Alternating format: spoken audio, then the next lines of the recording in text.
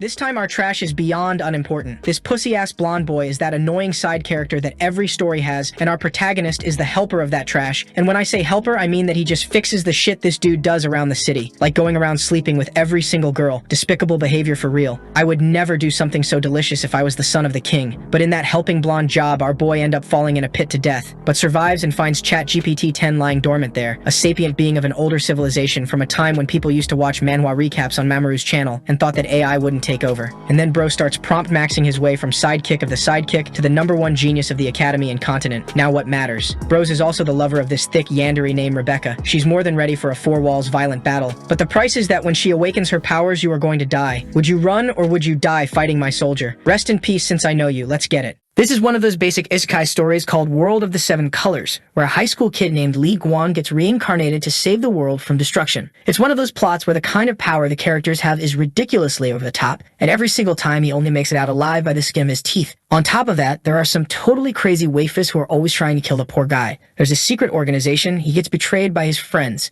Basically, everything bad that could happen to him does. And of course, when a story is trash like this, a lot of people end up liking it, right? Our protagonist was no different. He laughed at everything the guy went through. But would he still be laughing if he were the one in that world? The scene cuts to the kid running, carrying some swords, and someone calls him Ludian, seeing a massive stone beast coming in for a punch. He knows that if it lands, he'll be nothing but pulp. The creature smashes down behind him as he runs, and he quickly hands the sword over to Sir Eidos, gives the shield to Sir Colin, and bolts immediately. But of course, he's not treated well. These people are all ungrateful bastards, and now the monster is about to crush him for real, but Eidos steps in front and saves the boy. Standing there, he says with emotion that he's always grateful for the hard work of these folks. Then the man charges forward, slices the golem clean in half, and it crashes to the ground while our boy gets thrown back, ending up covered in blood. It's been 3 years since he reincarnated into the body of a 14-year-old boy in this world. On the bright side, he got all the memories. On the downside, he found out the boy's life was a complete mess. Reality hit hard, he had no talent whatsoever, and his life here was basically a waste. Suddenly, a blonde kid in the background calls out to everyone, saying the holy sword and the treasures are waiting for them. He's confident no wonder will be stopped by such weak monsters. That's the heir of the Eska region known as Kalain Van. He's your typical spoiled rich kid, flaunting all of his gear just because he's in hair, but in reality, all he does is try to hype up the group. Well, hype them up in a way, since everyone actually gets annoyed with him. He's like that extra character who's useless, yet somehow he's our protagonist's boss. Which means our boy isn't even the sidekick of the main guy, he's the sidekick of the sidekick. He's not just at rock bottom. Dig past the bottom of the pit, and that's where you'll find him crying. And to make it worse, this kid doesn't even have a promising future, meaning he's the sidekick of a guy destined to fail. The story of this world is also pretty terrifying. The creatures that appear are insanely destructive. Enemies in this place pop up out of nowhere and destroy entire cities or even nations. But before there's much time to think, they're already heading into another fight with the hellish minotaurs. Ludian knows there's no way he can survive in a world like this. But first, let's go back and see how he ended up in these dungeons. He takes a slap to the face and someone asks him what he did. That's Countess Louisa, the mother of Kalain, the blonde show-off, telling him she hired trash like him to make sure this kind of thing doesn't happen. Apparently, all our boy can do is mutter a sad apology. He throws a look at Kalain, who just turns away like he doesn't want to make eye contact. Ludian is thinking about getting rid of that smug blonde brat. The guy has loads of money and struts around the city doing whatever he pleases. Back in his room, Ludian's exhausted. Most of the problems in his life are because of Kalain. And it's not even that Kalain directly messes with him, he causes trouble in the city for other people, and Ludian ends up taking the blame. He tells Kalain that Sir Volton is angry because he laid hands on his little sister. "Oh, Kalain, you just pulled the waifu into this boy's life." And then he warns him that the Count is furious because he's been making deals with the black market. That one makes Kalain jump, pacing back and forth, muttering that he's screwed. He asks if he's in trouble, and Ludian tells him it's obvious. This is the 15th mess he's caused this month. The problem is, it always falls on him. He can't understand why Kalain keeps acting like this. He's basically walking around with the Empire's biggest headache. And that's not even the worst of it. He's Kalain Iskar, and they're in the Eskar region. He owns everything here. The issue is, he only causes trouble in front of the nobles, then goes out partying with his friends. The bastard knows how to enjoy life. Lucky for him, miserable for everyone else. Kalain says he was just enjoying himself, but Ludian asks why it's that every single time he has to be seen doing something. Kalain replies that he was trying, to gather information on some secret operations, and judging by the look Ludian gives him, he's about ready to wring his neck. You can tell Kalain isn't a bad person in the sense of being evil. He's just bad in the sense that he was born with a 16 IQ. The worst part is that recently the head of the household, Kalain's father, has been trying to improve the city's and the family's reputation, yet the kid keeps causing trouble over and over again. The problem for Ludian is that he's the one who has to fix all of it, and at this rate, it's just not working anymore. Already pulling his hair out, he tells Kalain to get ready, because soon he's going to lose his title as heir. and then they're both screwed. Side by side, they'll be sent to the guillotine, and that will finally end the shame his father feels for having a son like him. There was only one way out of this crisis. Kalei knocks on the door, and the two of them walk in, legs shaking like overcooked noodles. The Sabigododo asks if they've finally come to talk. Ludian's plan this time was to expose everything this delinquent brat Kaline has been doing. The father's name is Ricard, and the man with the scar on his face is Captain Derek, who seems to understand the suffering Ludian goes through, probably because he's in the same boat. He glances indirectly at Ludian while saying that this time's mistake was massive, and it's going to be hard to make out alive. Ricard says, "I've heard this incident was huge. Do you have any idea who these people are that you messed with? Honestly, don't these guys look like Titans from Attack on Titan? Look at the size of those balloon heads." The father continues explaining that they're from one of the 5 largest knight organizations in the Imperial Empire, and now they're looking to eliminate Kaline. That's when it hits Ludian. The problem was much bigger than he thought. If it involved the Imperial Knights, they were done for. He tells Kaline to get ready to head to the monastery. The kid doesn't want to, but his father says he has no choice. He only needs to stay there for about 5 years. Hearing that, Ludian knows that 5 years from now is exactly when the chaos in the Empire begins, and he'll die like a leaf blown away by the wind, without even the slightest chance to fight back. Kaline, trying to muster courage, slams his hand on the table and declares that he'll restore the family's honor. He says he'll make sure what he achieves will be enough to elevate their name. His father says it doesn't matter, even if he achieves great merit. It won't be enough to stop Imperial intervention. That's when Kaline says he's after the Holy Sword of Daylight. Ludian freezes. He knows exactly which dungeon that is, and he's sure it's impossible for someone at Kaline's level. The boy's lost his mind. He's basically asking to die. Kaline keeps talking, claiming that the Imperial forces showed up because they heard about this dungeon too. But if they can get there first, their family would surely gain status and the support of everyone. Ludian is impressed. Kaline really has a natural talent for saying anything to get himself out of trouble without having the slightest idea if it's even possible. This part of the story is known as the Belly of Apophis, where a group of strange cultists tries to bring about the resurrection of a demon lord. But to subdue this dungeon, 100,000 people once marched, and in the end, every single one of them ended up in Apophis' belly. In fact, Ludian thinks this might have been what happened when dungeons first started appearing. Ever since then, people always send a reconnaissance team first. That's why Ludian is certain the leader will definitely wait for the dungeon to be explored before sending his son. Ricard then says the dungeon is extremely difficult. We still don't know what's inside, but Kaline takes his father's hands and tells him to trust him. He squeals he'll conquer it, and all he asks is that his father believe in him just once. Ludian thinks Kaline is so naive. He honestly believes his father wouldn't hesitate to send his son to his death. But of course his father accepts, saying he'll trust him this time. The Titan with the scarred eye looks uneasy, probably because it seems like he's going to get dragged into this mess too. Ludian wants to say something, but the father just tells him to take care of his son, and the two of them are practically glowing in a way he can't interrupt. The bond between father and son in that moment is just too strong. The father shouts, "That's my boy," and the son answers, "I'll bring back the sword." Poor Ludian. He knew there was no way he'd be able to escape this one. And here we are now, with Derek saying the monsters are coming and ordering everyone to get ready for battle. The problem is, Ludian has already seen what's ahead, a minotaur right at the dungeon entrance, which makes it clear this won't be easy. Still, he's feeling a bit excited. A minotaur is actually a good sign. Maybe Kaline's entrance will be different from the protagonists, right? It was supposed to have much more overpowered stuff, like demons wielding ancient weapons. Now he's eager for them to move forward. With his crooked fingers, he starts thinking, 10 years after the war begins, the whole world will already be devastated. But before that happens, there's still some time. Time for him to save money, live in the mountains, and isolate himself from everyone. He's going to write his own happy ending peacefully. Meanwhile, Kaline is all excited, saying everything's going perfectly. Soon they recover the light of dawn and all the riches hidden in this dungeon. Derek tells him to shut up.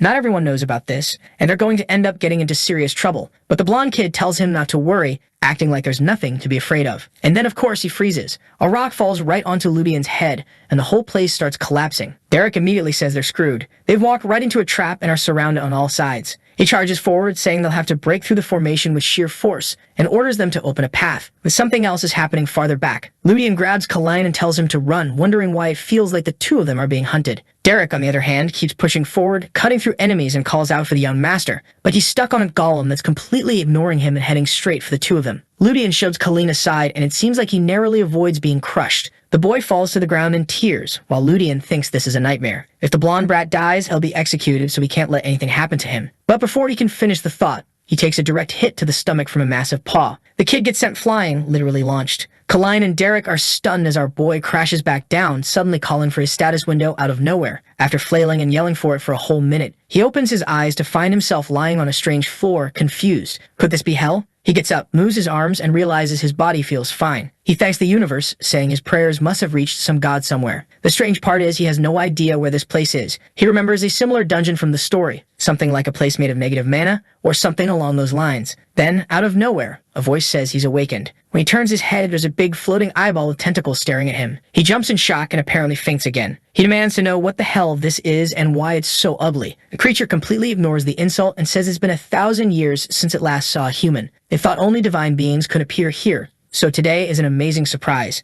The thing starts stroking his face, leaving Ludian confused about what kind of creature this is. He asks where they are, and it says these are the ruins of an extinct civilization called Adora, something Ludian has never heard of before. Trying to gather more information, he asks if the creature is sealed here. The fluffy-looking monster says yes, it still can't leave because it hasn't received a master yet. It says it would be nice to have one. Ludian finds the whole situation suspicious and asks for the creature's identity. The creature says it's a 7th-generation artificial intelligence observer, something known as Arcadia. Looks like the people of Adora let their version of ChatGPT go completely off the rails. Huh? And what happened? Well, it wiped out the human race. And of course, it now wants Ludian to be its master. But Ludian's wary. He knows that something like this will definitely bring him endless trouble. Too late though, the thing's already made its move. In an instant, the status window pops up for him. Ludian, 17 years old, descendant of the Icegar family, and his stats are absolutely pathetic. As he's looking at the numbers in disbelief, it suddenly hits him. The status window he'd always wanted had finally appeared. Arcadia tells him not to get the wrong idea. He's not in some kind of game. Still, he'll be able to see his own stats and those of other people. There's a catch though.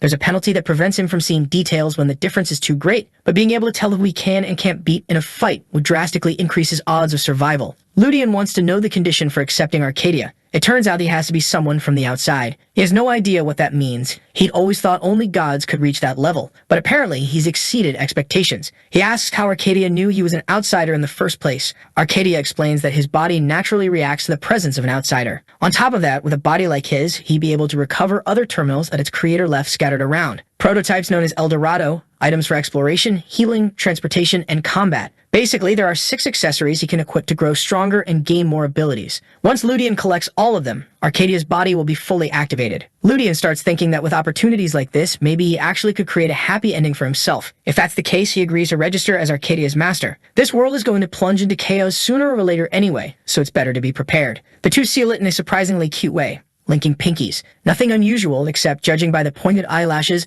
Ludian figures it must be female. Then again, do artificial intelligences even have a gender? Who knows, but apparently, this one does. Arcadia scratches its chin, well the spot where a chin should be, and explains that its current body isn't much use. They'll need to recover the Shambhala combat prototype. With that, it could go toe-to-toe even with a god. Ludian feels something's off. This little thing is way too eager for him to collect these items. But he doesn't have much choice, so he stands up, saying he needs to get back to his companions. Little by little, he'll figure out how to recover these terminals. Its nickname becomes Addy, and it knows every exit from this place. It even tells Ludian that he should have died when he hit the ground earlier, was the one who caught his limbs and kept him from exploding on impact. He wonders if that was just the author's trick, or if he really was fated to die there. That's when he looks down and sees a completely dead adventurer. He wonders who this person even was. Not only had he gotten past the dungeon's core, but he'd made it this far inside. Addy explains that he was an adventurer who invaded this place 10 years ago. He managed to reach that point by avoiding every monster, but he didn't have the qualifications to enter the room, so he died waiting. Ludian just thinks it's a miserable way to go, standing in front of a door that would never open for him. And so he starts collecting everything he can while Addy comments that it's a little, well, cruel. Ludian says his own life is cruel enough to justify stealing from the dead. The creature wonders if that isn't a bit too low, but Ludian just pulls an item from his pocket and says it should be worth about 10 gold. Then he notices the name of the person, Abel Retstain. He stops for a moment thinking and suddenly remembers exactly who Abel Retstain is. Instantly, he falls backward in shock, saying this is the worst possible name to find. That's because it's the name of the true protagonist of this world. But it doesn't make any sense. Abel was the kid who spread his arms for Truckcon and got sent to this place. He was reincarnated into the family of a baron, had legendary artifacts, and wielded an absurdly powerful sword. It should have been impossible for him to die at this point in the story. So why is there nothing here of his bones? And on top of that, the skeleton looked like it belonged to an older man, not a teenager. Addy asks what's wrong, but Ludian just says it's nothing. He knows that at this point in the timeline, Abel isn't far from this region and is living as a child in a certain household. For now, he decides to stay calm and think it's probably just a coincidence, most likely not the same person. They keep moving deeper into the cave, and what do you know? There's even a perfect little minimap. Ludian thinks the tentacled thing is actually pretty useful. Eventually, they spot a group ahead. It's the same people from before, and he happily calls out to the young master. But strangely, Derek and the others all turn toward him, saying that if he takes one more step, they'll cut him down. 80 is already waving a little white flag, asking what's going on because Ludian himself is confused. What happened while he was gone? Derek says that Ludian fell from such a height it would have been impossible to survive, so he must be some kind of monster or a copy. Ludian realizes what he's saying makes perfect sense from their perspective, but he still comes up with a clumsy excuse, claiming that when he started falling, he grabbed onto a branch, slammed into the side, dropped all the way down, and somehow survived. Derek, however, already has his sword at Ludian's neck and tells him to stay quiet. Unfortunately, he looks just about ready to end him. The blade is already in motion when suddenly, Ludian shouts the name Cynthia and starts telling a story about how Derek once tried to hit on this Cynthia, only for her to find out and how he ended up clinging to her waist, crying and begging her to come back. Derek tells him to please stop while also ordering the soldiers not to look over. Ludian knows he might still get killed later, but for now he's confirmed they recognize him. Kalyan, glowing with his usual energy, comes over asking why he took so long. Ludian just says he fell a long way down. At least Kalyan could easily tell it was really him, which put Ludian at ease. He tells Derek not to worry too much. If something happens, he can just kill the boy. Ludian sighs, at least relieved that he made it out of this alive. But as they walk through the dungeon, 80 says the hostility of this place hasn't faded yet. There's still something useful hidden here. Ludian finds it strange that nobody else notices 80, but the creature explains that only Ludian can see him, no other being in this world can. Now it makes sense why he needed to be an outsider. The problem is, this thing has been waiting for someone to arrive. Doesn't that mean there could be other people from another world? At that moment, a portal opens and a creature is sitting on a throne. A sword of dawnlight is there. Only it's in the hands of a demon known as the Death Knight. Kalyan, of course, gets excited at the sight, saying they found the sword. The Deuce information was correct. If that's true, then the demon on the throne must be the former Lord Simmer. The monster stands and says he's disappointed. He thought it would be the Knights of Delphian who'd arrive. Derek immediately points his sword and tells everyone to attack. As he charges his aura, he asks why Lord Simmer betrayed his family and abandoned his chivalry like this. The monster simply replies that no one has noticed that the ground they're standing on is already rotting. On top of that, Simmer says they don't even deserve an answer, and stretches out his hands and summons a swarm of skeletons all around them. Derek keeps his cool and orders squads 2 and 3 to deal with the smaller creatures, while squad 1 focuses on the boss. Orders given, everyone rushes into battle. The fight breaks out on all sides while Addy and Ludian hang back, analyzing the situation. Derek seems fired up, but the problem is that any cut they land on the demon doesn't seem to do anything. It just regenerates instantly. Derek starts wondering if the creature's life force might be infinite. Meanwhile, Kalyan keeps telling the soldiers to push forward, insisting they'll win if they keep going. Ludian asks what's going on, and 80 explains there's some external force influencing everything here. Then 80, sounding unusually girlish now, hair and all, tells him to use that amazing eye he received. He activates it, and the status window for Lord Simmer pops up. Strength minus 127. Combat power over 8,000. On top of that, he's linked to the dungeon's energy core, giving him immortality and infinite mana. Ludian is still wondering what the hell is going on when he spots a strange red crystal on Simmer's back. 80 explains that it's a bloodstone which can act as either a dungeon core or a mana reservoir. This place was created by mages 500 years ago, and unless Derek does something insane, there's no way they're taking this guy down. Ludian starts wondering if the best move would be to destroy it. Addy says it would be easy. Except, of course, the demon isn't going to just let that happen. Simmer keeps summoning more and more skeletons. Addy, practically handing him an atomic bomb, says he should throw himself at it, even though the chance of dying is insanely high. Ludian glances around and sees everyone hesitating. If he doesn't act, they're all going to die here. One of the knights tells Derek they need to retreat. At this rate, no one will survive. The problem is, Kalyan isn't the type to back down, even though they've already tried pulling him out. Derek is wondering how he's going to get them out of this mess when Ludian tells him to look at the gem behind the throne. It seems way too suspicious. Derek takes a look, recognizes that strange object, and immediately calls for Arnold and Chris to push toward it. The problem is, the two are stuck fighting off a horde of skeletons. The captain knows they need a solution. The exit is blocked, and the enemy numbers keep growing. 80 asks if telling everyone about the crystal was really a good idea, since now the monster knows too. Ludian says that's perfect. Now that the demon knows, he can take a certain risk. He doesn't have any mana, but he does have this little trick up his sleeve that might work. Hiding behind a pillar, he knows that if he's caught, it's over for him. Arnold keeps pushing forward while Derek struggles to hold Simmer back. Unfortunately, Simmer sends a slash tearing across the ground, ripping through the dungeon. A wave of aura like that could only come from a master swordsman. Kalyan wants to run, but now the exit is completely sealed off. Derek orders everyone to take advantage of the moment. If the monster just used that power, he'll be low on energy. But then he realizes several soldiers are already dead. Gripping his sword tightly, he says that as a knight of the Lionhearts, he can't die like this. Even if he falls here, he'll make sure the young lord escapes. That's when he notices Simmer turn his head to the side, looking distracted. And there's Ludian, slipping past like no one can even see him. Ludian whispers to 80 that the plan worked, and 80 replies that he's made it pretty far. Then Simmer calls him insolent and leaps in to smash his head in. But Derek steps in front, saying he's not going to let him kill the boy just like that. Derek tells Ludian that if he destroys the core, he'll forgive him for everything he revealed earlier. Our boy takes off running with a massive hammer in hand, leaping forward with the certainty that he has to finish it in a single strike. But suddenly, a voice asks who this insect is that dares to destroy the heart. The voice says that the one who tried to destroy Castley's heart will now pay with his life. The name Castley rings a bell for Ludian. She's a lich girl who could slay dragons with a single special word. She was considered a national threat,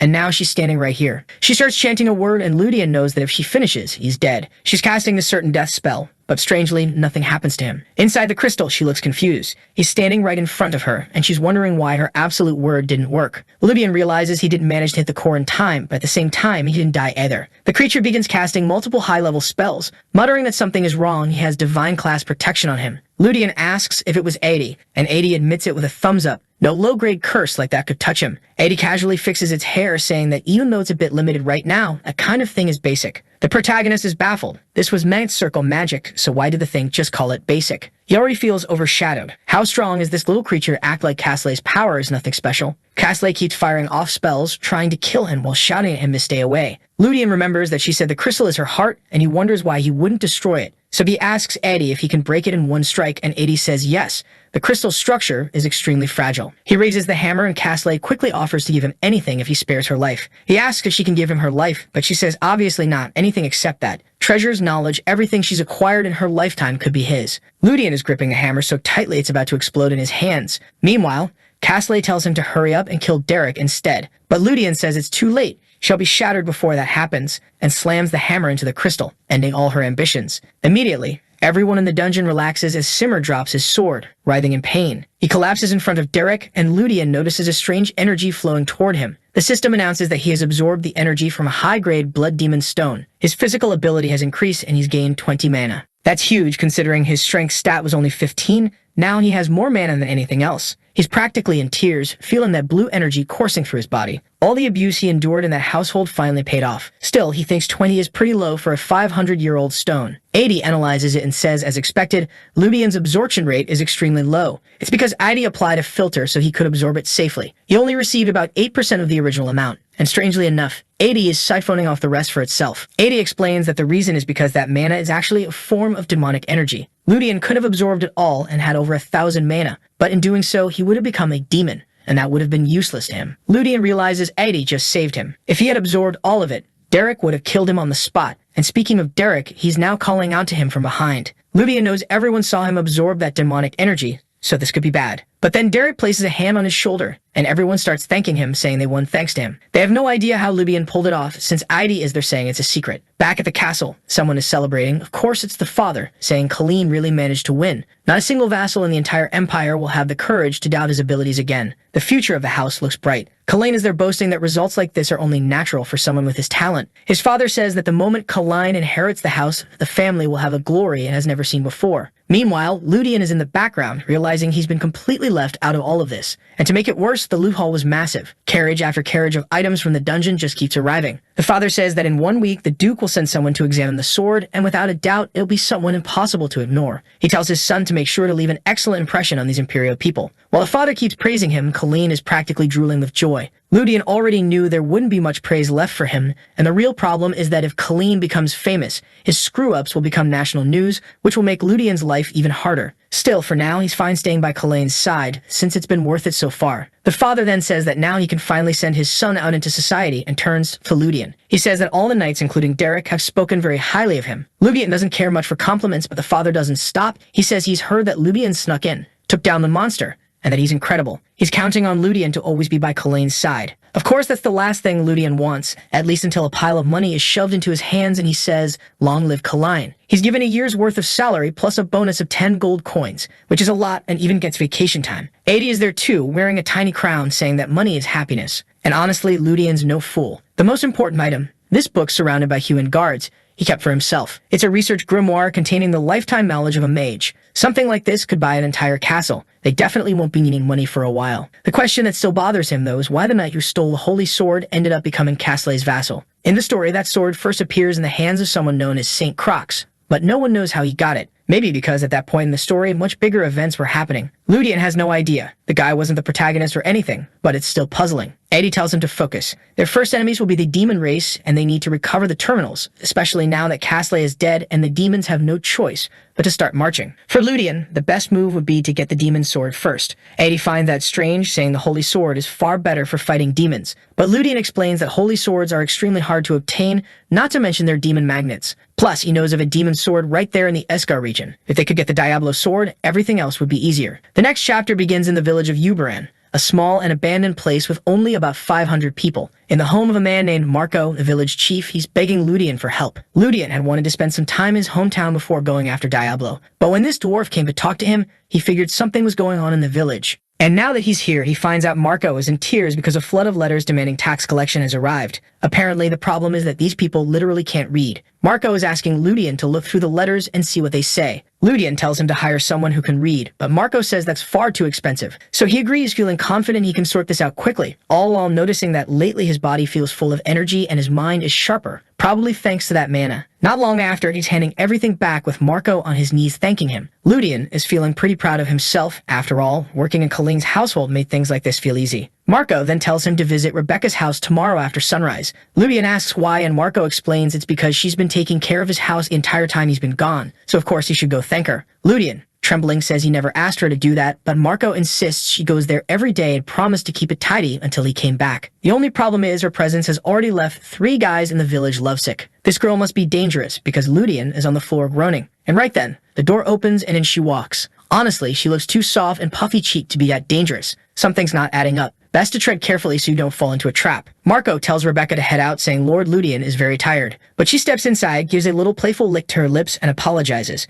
Ludian glares at her, and she comes in with a slight pout, accusing him of being mean. Why would he look at her like that after being away for so long? Here's her backstory. She takes his hand, runs it across her face, and says he's finally back so they can have some fun again. Ludian thinks she's way too charming for a rural town like this. Naturally, the poor guys here are all just longing from a distance. Something suspicious, because the moment she approached Ludian, Marco slipped out the door. Ludian knows that any man who rejected a beauty like this would be called a eunuch, or worse. But the truth is, he wants nothing to do with her because she's nothing but a death sentence. One of the main reasons he prefers being Colleen's squire is this girl. She eventually becomes a blood witch who drains energy, one of the heroines of the main game, and one of the ones who betrays poor Abel, stabbing him in the back while saying she loves him to death. She's the dangerously unhinged Yander type. One day she's in love with you, the next she's trying to kill you. She's also from the Blood Rain family. Just the aura of these people is enough to make anyone think twice about crossing them. Her bloodline is so rare that not long ago there was even an attempt to kidnap her, something Ludian himself stopped. Ever since then, she's shown an interest in him and eventually revealed her true surname, Blue Drain. Up until then, he had no idea. When he found out, he bolted. He never imagined she was that Blue Drain. Still, judging by her eye and hair color, she hasn't fully awakened yet, which means it's still safe. And she knows how to play the game, standing there all glowing and blushing, asking if he's tired and wants some help. Ludian says no,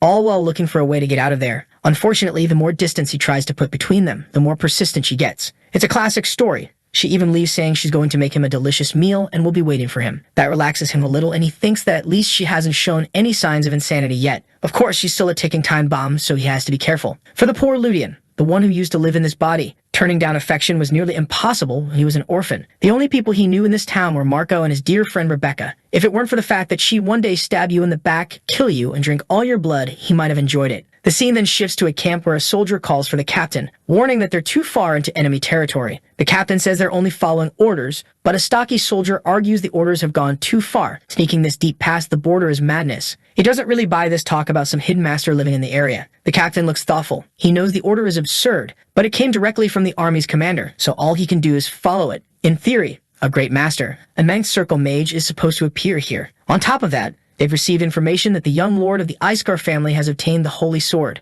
Maybe all of this is connected. 3 days later, there's Rebecca as usual, bringing food to Ludian, but he notices the village seems uneasy and asks what's going on. She explains that it looks like some bandits from the southern region have been showing up nearby. Ludian knows the southern region is just around the corner, so it's normal for people from there to cross into Iskar territory to steal. Still, the guards usually deal with them quickly, so why haven't they been taken down by the patrol yet? Rebecca says that since yesterday, every adventurer passing through the wall has been warning the villagers. He asks if the chief has said anything, and she tells him he apparently went to investigate. Ludian finds the whole thing suspicious. He's been in his body for 3 years now and has never once seen bandits in this region. Just as he suspected, something might be starting to move. 2 days later, near Iskar territory, Ludian arrives in front of a dungeon. In the original story, this place was known as one of the easier ones to find. You don't need a key or anything. Just wait for a certain solar or lunar eclipse. Eddie comments that it's well hidden, but someone must have discovered it before. So why does Ludian think no one has taken what's inside? He smiles at the sight of the sword and says it's because everyone who found it died. This is a weapon from an ancient war so old there aren't even any records of it in history. It's where the demon Diablo is sealed. In theory, it rivals the Grandiose sword, an object of divine power. Normally to get an item like this, you'd have to overcome countless trials. But this one, it's just sitting there in the middle of an empty cavern.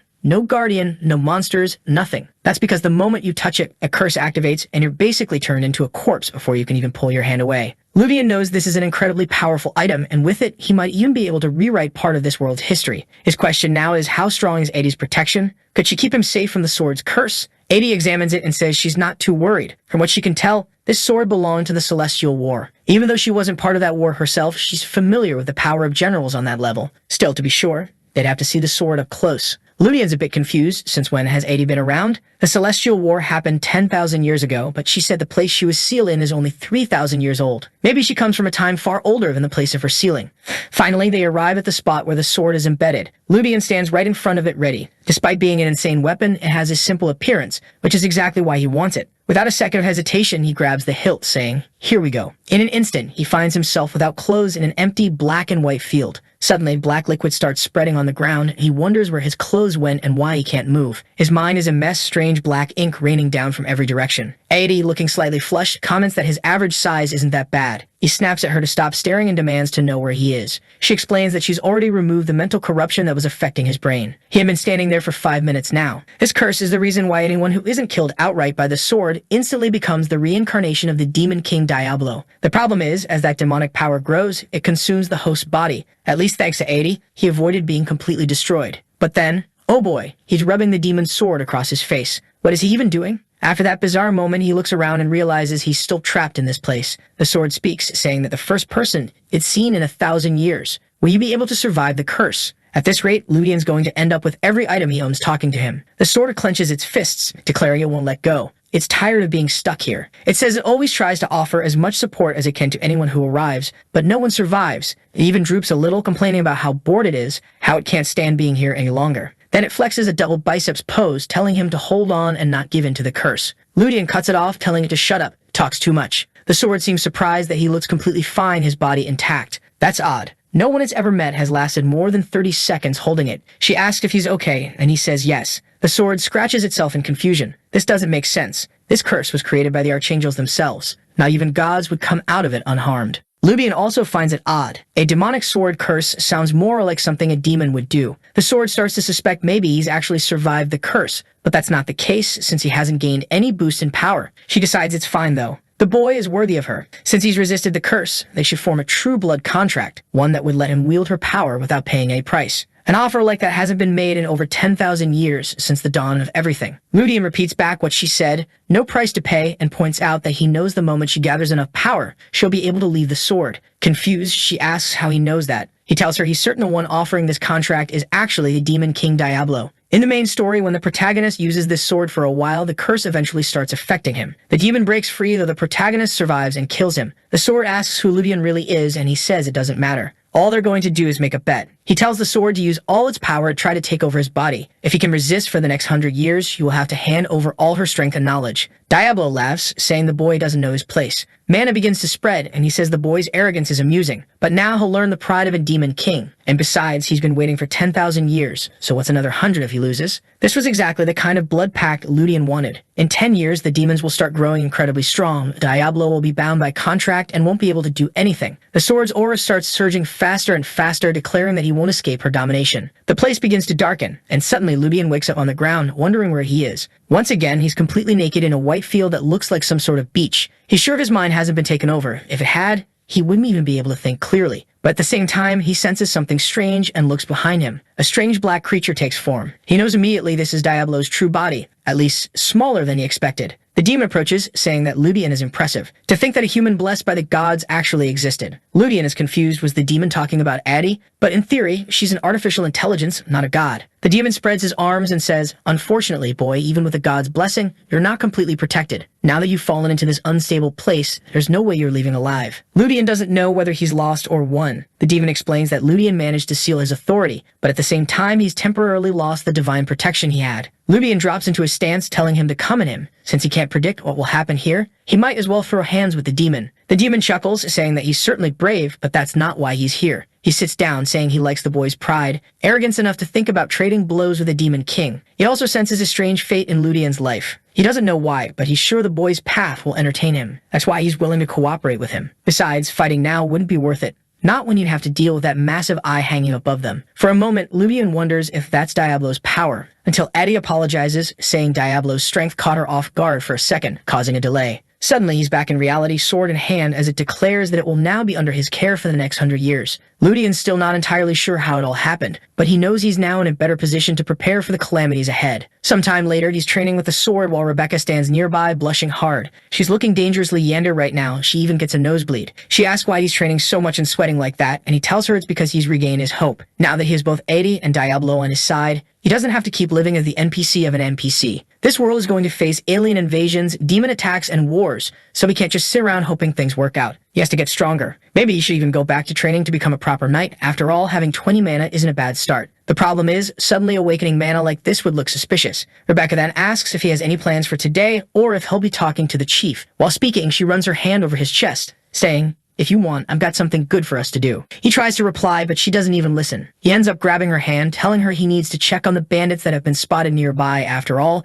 they need to make sure nothing bad happens to the village. That's when Ludian wonders if this might be the event that triggers her awakening. She hasn't yet turned into a witch, but she's already tossing around 2 magic orbs like it's nothing. He's unnerved while she just smiles and asks if there's something on her face. All he can picture is her coming up behind him and stabbing him through the back. He says there's nothing wrong at all. The scene shifts to a forest at night with 2 people walking in the rain. Selma tells Lucilla to wait, but she replies that she's far too excited to see the holy sword after all this time. The man says they're not so weak that they'd risk themselves for a symbol like that, but she answers that she's simply curious. The light of day may not be a holy sword granted by the gods, but it's still a divine relic of the Empire. The man shrugs and says whatever. If it was really that valuable, they would have sent another team. But Luciella says his presence is enough, and that the Iskar family will be pleased. He tells her to cut it with a sweet talk, that it's exactly because of her chatter that he's stuck on this cursed trip in the first place. On the carriage, the name Mark Iskar is written. What's going on? Ludian doesn't understand. Does that mean he's part of the Iskar family too? The town bell starts ringing and Marco is ordering everyone to get organized, telling them to sharpen their swords and talk to Ludian if they have any questions. But instead, everyone shoots Ludian nasty looks, saying they're not interested in taking advice from an orphan. Just because he became a servant for a big house doesn't mean he's anything special. Eddie asks if he's okay with that unprovoked insult, and he says he's fine. That kind of thing doesn't bother him. She comments that judging by his expression, it clearly does. Diablo, hanging at his waist, says it's pathetic to hire someone who puts up with that kind of humiliation. With just a little demonic energy, he could tear all of them apart.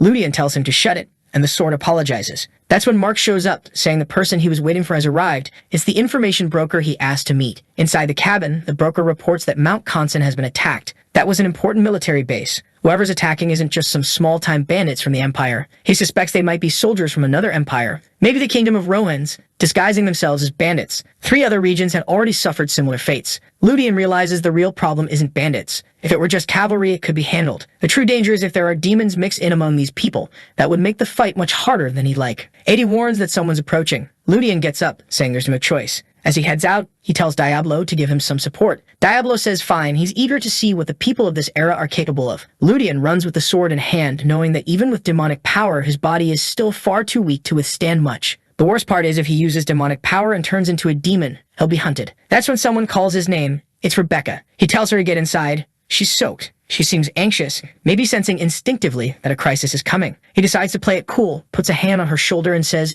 "Don't worry, just stay right here, and I'll handle it." At the town entrance, Megs arrive. Marco tells them to back off. This is the Iskar region's border. He already knows they're just southern bandits, so they better leave. The scared man says they're badly misinformed. Sure, their arrival might be obvious, but soon enough, everyone living here will pay. Ludian activates his eye and sees the man's name, Bernard Calcio. Power level 1,280. Pathetic. He's clearly starving for real strength. There aren't many of them, so Ludian figures these are probably the ones raiding villages in the area. Marco orders everyone to fall back, but Ludian is right there at the front line standing his ground. The bandits are confused. Why is everyone else running? Bernard orders his men forward, heading straight for Marco. He swings his sword to take Marco's head, but Ludian steps in and blocks the strike. Bernard is surprised his attack was imbued with mana. Ludian forces him back and Bernard admits the kid knows how to handle a sword. He also notes that Ludian's blade is fine craftsmanship and says he wants it for himself. Ludian bolts, "This guy's a freak, worse than Rebecca." But Bernard calls out that he won't escape the cavalry until all the horses suddenly go down with arrows. That's when Bernard realizes these bastards had already set up an ambush and were hiding. Ludian taunts him to come closer if he's so eager to die. As Bernard advances, he notices the entire area has already been evacuated. He orders his troops to kill everyone in the region. Even though those guys had the numbers, there was no way they were winning. Then, out of nowhere, one of them falls into a pit, and right after that, a sword takes his head clean off. That's Ludian's doing. First kill on the board. Honestly, I thought he'd be the forgiving type. The villagers keep retreating while Marco gives orders and the arrows are hitting hard. One soldier warns the captain that these people are far too well prepared. They should pull back and call for reinforcements. But the captain is too eager to die and orders everyone to keep advancing. Elsewhere in the village, Ludian hides with Marco. They gain a good advantage, but those attackers are still much stronger overall. Marco looks unsure, but Ludian tells him not to worry. He's not going to die. He's charging in because he's not the same person he used to be. Inside one of the houses, Rebecca is in distress. Poor thing, don't suffer like that, especially lying there in that position. She's writhing, saying she needs to help Ludian, when suddenly she finds herself surrounded by people holding candles in some kind of ritual. What's going on? She's sweating and trembling, muttering about helping Ludian while remembering him all bulked up. A demon grabs her face, and that's when the Yandere awakening begins. She says she wants to eat. Well, she already wanted that. Meanwhile, Ludian is still fighting, trying to hold his ground. He can't use too much of Diablo's power, or he'll turn into a demon himself. But if he holds back too much, the village will be destroyed. When one soldier rushes in just to get stabbed, Ludian can't help but notice. The guy didn't even know how to use his spear properly. Fool left it pointed downward. The rest of the mounted bandits warn each other to stay back because there's a trap between them. The villagers are celebrating. Everything they planned is working. Well, everything Ludian planned. Bernard starts to realize this place is a living hell. No matter where they go, there's something waiting for them. In the last village, it was easy. Kill the leader, lop off his head, and everyone else falls in line. But here, the damn leader is standing his ground, mocking them, calling their troops pathetic. Ludian is one of the few who knows Marco might look weak, but the guy was once a centurion in the army. He can handle himself. Ludian decides that if he kills Bernard, this will be over. Bernard is shocked. He can't underestimate the boy just because he's young. He's seen Ludian's skill with a mana blade. Bernard dismounts, saying he's realized the boy is the source of this village's courage. In honor of that, he'll share something. This location was meant to be where his unit completed its mission. But he's the commander, not the captain. Ludian instantly understands this isn't the only attack happening, which means even though they've set up all these defenses, other parts of the empire are being wiped out. Reinforcements from Iskar are probably on their way. The question is, will they hold out if more enemy troops arrive? While he's deep in thought, someone interrupts, asking Bernard what he's doing. Bernard turns with a smile, saying the captain has arrived. And wow, this guy's got arms bigger than his torso and legs like twigs. Clearly needs more squats. Ludian activates his eye and sees the name. Alex Rumas, 145 years old, never trained legs a day in his life. Combat power, 3,600. Obviously a servant of the demon clan. Even his horse looks like it's suffering under the weight of this guy. The good news for Ludian? He showed up without any companions. The bad news? His stats are way higher than Ludian's. The really scary part, he's just a mid-level demon, yet already as strong as Derek. Ludian's read about countless demons in the story, but seeing one up close is an entirely different thing. The Bernard guy was about to apologize, but the demon smacked him in the head so hard that, damn, it practically disintegrated him. Ludian immediately told the villagers to run because there was no way they could win here. Marco gave the order, but he was clearly worried that the kid wouldn't stand a chance either. His body wasn't built to withstand an attack from that monster. The bastard just stood there radiating aura, looking like Vi from League of Legends, and then asked why the kid was interfering with their plans. The contact should have already arrived, or had they moved too quickly. Ludian had no idea what they were talking about, but the demon told him to stop pretending. He'd seen countless others, so of course he'd noticed. He ordered him to state his name and the demon he served. Ludian realized this guy thought he was part of the demon clan, probably because the Diablo's energy leaking from him was tricking the guy. Since the opportunity presented itself, he decided to use it to buy some time. Still, he was honest and said his name was Ludian. Probably should have lied and given a different one. The demon found it odd. No family name, not a noble. And who did he serve? Ludian remembered that demons often infiltrated noble families, since it was easier to exert influence that way. He also knew the names of certain beings, so he claimed to serve Lord Asmodeus. Alex then said he served the goddess of lust and indulgence, basically vice and debauchery. Him he wasn't so sure about, but there was definitely someone in the village who would fit that role perfectly. Diablo, however, scoffed, calling it ridiculous to regard Asmodeus, a goddess of such low standing, as anything impressive. The demon said appearance could also be considered a talent, and he understood why the goddess liked him. For such an ugly demon, he acknowledged that Ludian had inherited her blessing in the form of beauty. And oh boy, was that the goddess holding him like that, tongue out. Every single woman in this story was dangerous. Honestly, Ludian needed to get out of this world and leave the handling of these women to someone else. Ludian then told him he hadn't heard anything from her, but demons were invading his land. The monster said that was strange, the message should have arrived already. Ludian asked where it was sent, since it hadn't reached him. Alex replied that it could be a matter of timing, but it should have been delivered by Viscount Belstead. Our boy was crafty, managing to get the intel he wanted. He realized now that this guy was a complete nobody in the original story, so insignificant he'd forgotten he existed. Probably because of Castley's death, he'd gone mad, which explained why he'd sent someone with this much power to the village. The demon then asked what was with that killing intent he was giving off, and Ludian replied that it was normal when facing an enemy. Alex said fine, but did he really think he could win with that power? With that human body, he was inferior in every way. Ludian thought to himself that the guy was right. He really was an inferior knight, but that only applied when comparing pure skill. When he flared his aura, it startled Alex, but 80 warned he could only handle it for a minute before losing his mind. Ludian said he knew, but he was about to find out just how useful this power could be. He immediately charged forward with his sword enveloped in purple aura and landed a clean slash. Alex didn't even react. The problem was, while his blade was still embedded, the guy was winding up something like Vi's ultimate straight to his chest. But Ludian pulled his slick acrobatic move, dodged, and sliced the guy's arm clean off. Damn. The demon looked at his severed limb in confusion, wondering why it wasn't regenerating. Ludian told him it was because his soul had been cut along with it. That was the special power of Diablo's blade, the reason it was classified as a high-tier weapon. It was known as a godslayer because it could strike a person's very soul and even harm divine beings themselves. He tells Alex that he was planning to take the risk of fighting at close range, but luckily the idiot dropped his guard. The demon comes in to punch him, saying this won't end here. But strangely, the attack hits a dark barrier and nothing happens. The demon demands to know why his energy is being absorbed. This wasn't the kind of power the goddess of lust could have given to some kid.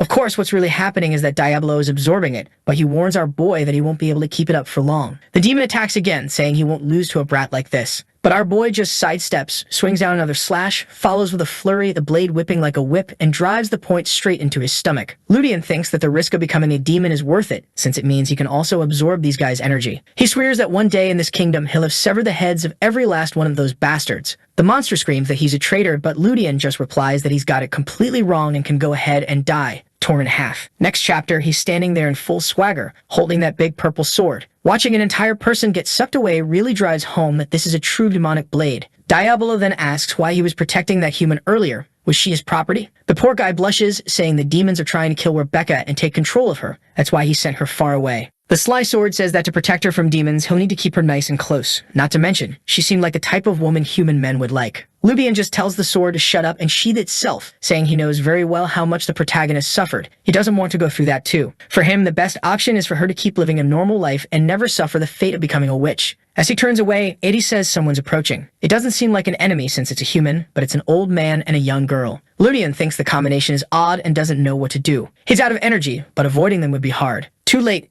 They're already right in front of him. 80 had said they were normal people, but obviously not. From the extremely luxurious clothing, it's clear they're nobles. And if that's the case, they should have been far away from here by now. A gorgeous blue-haired girl arrives, giving him a little wave, but the moment she gets close, he catches the scent of blood and greets her back. The man then comments that he looks like a frightened little puppy, but not bad for a warrior. Ludian tries to analyze the man's power, but is blocked. It's far above his level. While Microshorts is stretching, a man asks if he was the one who killed all these enemies. Ludian says no, that many villagers helped. But the man isn't stupid. He says he can tell from the sword's trail that it was Ludian. The boy looks like a teenager, so to have that much skill, he must belong to a powerful family. Meanwhile, Lucilla is fixing her hair, saying that if her uncle is interested, then the boy must have something worth offering. Her uncle says, of course, after all, the boy has awakened mana at this age. Ludian finds it strange. How does this guy know he used mana? Now Blue Hair is even more impressed, thinking he must be a student at the Imperial Academy to have such talent. But the man says that's impossible. If he were a student, he'd already know him. He orders Ludian to state his name, which he does. Then, when asked for his family name, Ludian admits he doesn't have one. Both of them are shocked.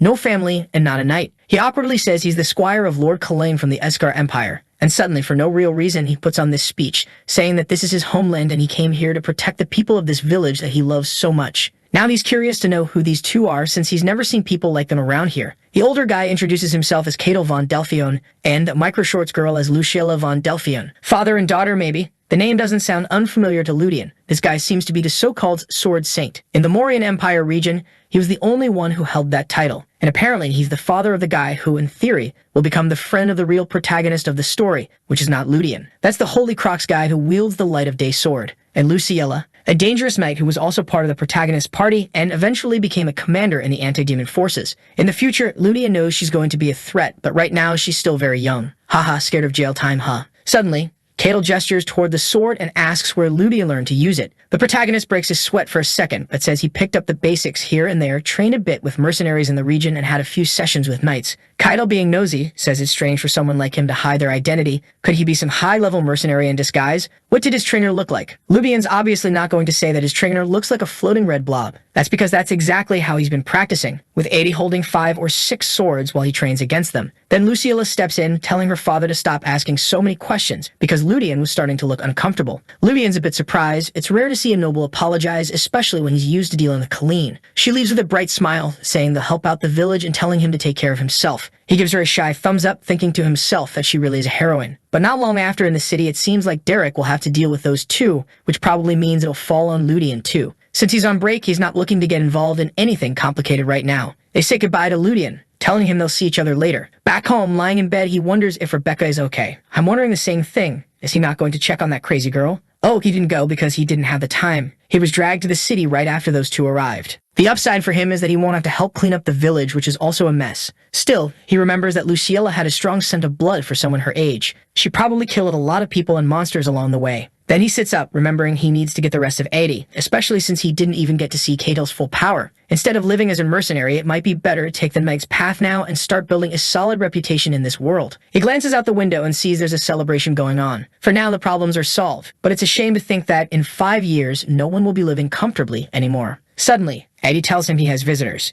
And here comes Colleen with Derek, wanting to know why he didn't attend the banquet. He awkwardly says it's obvious. He doesn't have enough status to be in a place like that. Colleen plays the nice guy, saying that's not true. He's his squire and has the right to be there. Of course, Ludian doesn't want to go, but Colleen is pushing him. Then Derek comments that he's heard Ludian managed to do something amazing again. The protagonist is confused. News about him is spreading a bit faster than he'd like. It's probably because either Catel or Lucilla told the Count. Ludian starts wondering why Derek is dragging this out until he reveals that it seems those two made an extra request. He asks him to guess, and the request is for Colleen to go to school for 7 days to receive training, meaning he's going to the Imperial Academy. Ludian thinks this is insane, that Colleen will ruin the family's reputation if he goes to a place like that. And then the obvious happens. To keep Colleen from causing too much trouble at the academy, Ludian will have to go with him. The next chapter starts with Catel saying that this holy sword has a truly unique feeling to it. Everyone's watching, saying it's good to see him impressed. He comments on how strong Simire was and that he's impressed Derek managed to handle it. He truly lived up to his title as the Lion of the region. Catel then says that now that it's confirmed they secured the sword, it's time to get down to business. He claims he has a simple, trivial request for the Count. But Lord Ricard is already trembling. He knows requests from people like this are never trivial. The man then says he's heard that among the squires there's a boy named Ludian, and he wants to take this squire with him. Ricard hesitates, wanting to know why he's so interested in this kid. The man says he'll reveal it. He's noticed the boy's talent. Apparently, Ludian seems like an ordinary person and hasn't even taken the knight's oath, but he wants to place him within the imperial family and turn him into a great soldier. Ricard is confused. Plenty of talented people can't get in there, so what exactly did Ludian do to catch this man's attention?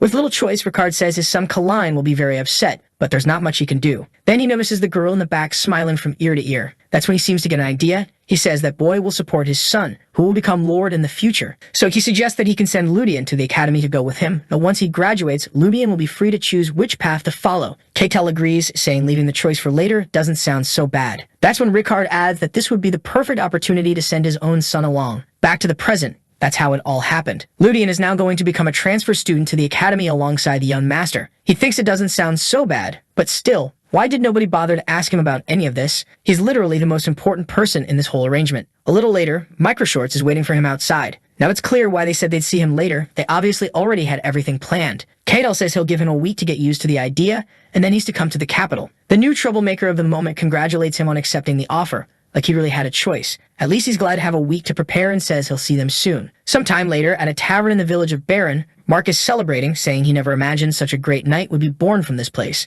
Ludian tells him not to exaggerate. He's only just starting his career. It's nothing special yet. But the guy insists it's practically guaranteed now, and what he really wants to know is which banner Ludian is going to serve under. Ludian ignores that completely and instead asks how Rebecca is doing. Mark explains that she's still bedridden. The last incident was severe. Ludian doesn't say much, but he goes to visit her. She's lying there red-faced as always. This girl never changes. It looks like she's grown a little and she says she's feeling better, but wants to know what this business about him going to the capital is. Does he really have to go? Ludian notices she's more direct than before. She says she thought him just working there and living a quiet life would be enough for them to be happy. Seems like she's already married him in her head, and he didn't even know about it. Now he's feeling a bit shaken. Avoiding her because she's obsessive was just an excuse. He shouldn't be so timid in this moment of chaos. He should understand how much she means. But right now, he has other plans. He places his hand over hers. It's already trembling a little, and says he knows the villagers think he's already accomplished great things. But he doesn't believe that's true, and he's not even interested in that. What he really wants is something else entirely. He knows that if things keep going the way they are, this place will disappear before long. Rebecca, having lost her home, runs into Abel and sets off on an adventure. Even if he just stood still in theory, Abel would drive out the demons, but the people of that village would all disappear. Wait a second, wasn't Abel supposed to be dead? Shouldn't you confirm first if he's even alive? I'm a bit lost here. Still, he knows that this future is no good for either him or Rebecca. He says he knows it's going to be a difficult path, but it's one he has to take. I'm still not sure I'm following everything, but let's just roll with it. He also knows that Rebecca won't really grasp the weight of his words. And right then she asks, what if she awakens this blood, her eyes already starting to turn red along with her hair? Would she be able to help him somehow? At that moment, she says she already knows that in some way he was aware. Lubian finds this strange, because in the original story, she only learns about these talents after getting involved with the main protagonist. He answers that he had no idea. Liar, and adds that this power would only make her unhappy. The problem with that energy is that it fundamentally absorbs demonic power, something that's fatal for humans, and the stronger it gets, the worse it is for her mind. Speaking calmly, he tells her he wants her to live happily here. He'd rather see her as energetic and cheerful. At the same time he's saying this, he's thinking it would be good if he replaced Abel, which I'm still not totally sure about. She says she'll stay and he thanks her, but she asks for a promise. When everything is over, he has to come back. He says fine. Honestly, just take her with you and it would all be fine, right? He's going to the academy anyway, so he could take her. But whatever. We already know the author's good at throwing in new trouble, so we'll see. Sometime later, while talking with Diablo, Ludian says it was that bastard's fault Rebecca ended up like this. He knows her demonic manifestation only happens when she comes into contact with demonic energy. It has to be from a high-level creature, and the only one in the region is obviously him. Diablo just replies that it's impressive how much Ludian really knows. It was worth following him. Ludian asks if he's admitting to it, and Diablo says no. He'd never do something like that. Besides, to awaken her power, he'd also take damage himself, and he wouldn't risk that. But in a way, it was indeed his power, though completely indirect. Ludian gets what he means. The power he absorbed into himself from the sword caused her awakening, meaning it was actually his fault and not the sword's. His contract with Diablo is basically making him walk around as a high-level demon. He tells the bastard to warn him about these things beforehand. For now, all he can hope is that nothing bad happens to her. How about watching over her? No. Well, 1 week later, they arrive at the capital. He's there in awe.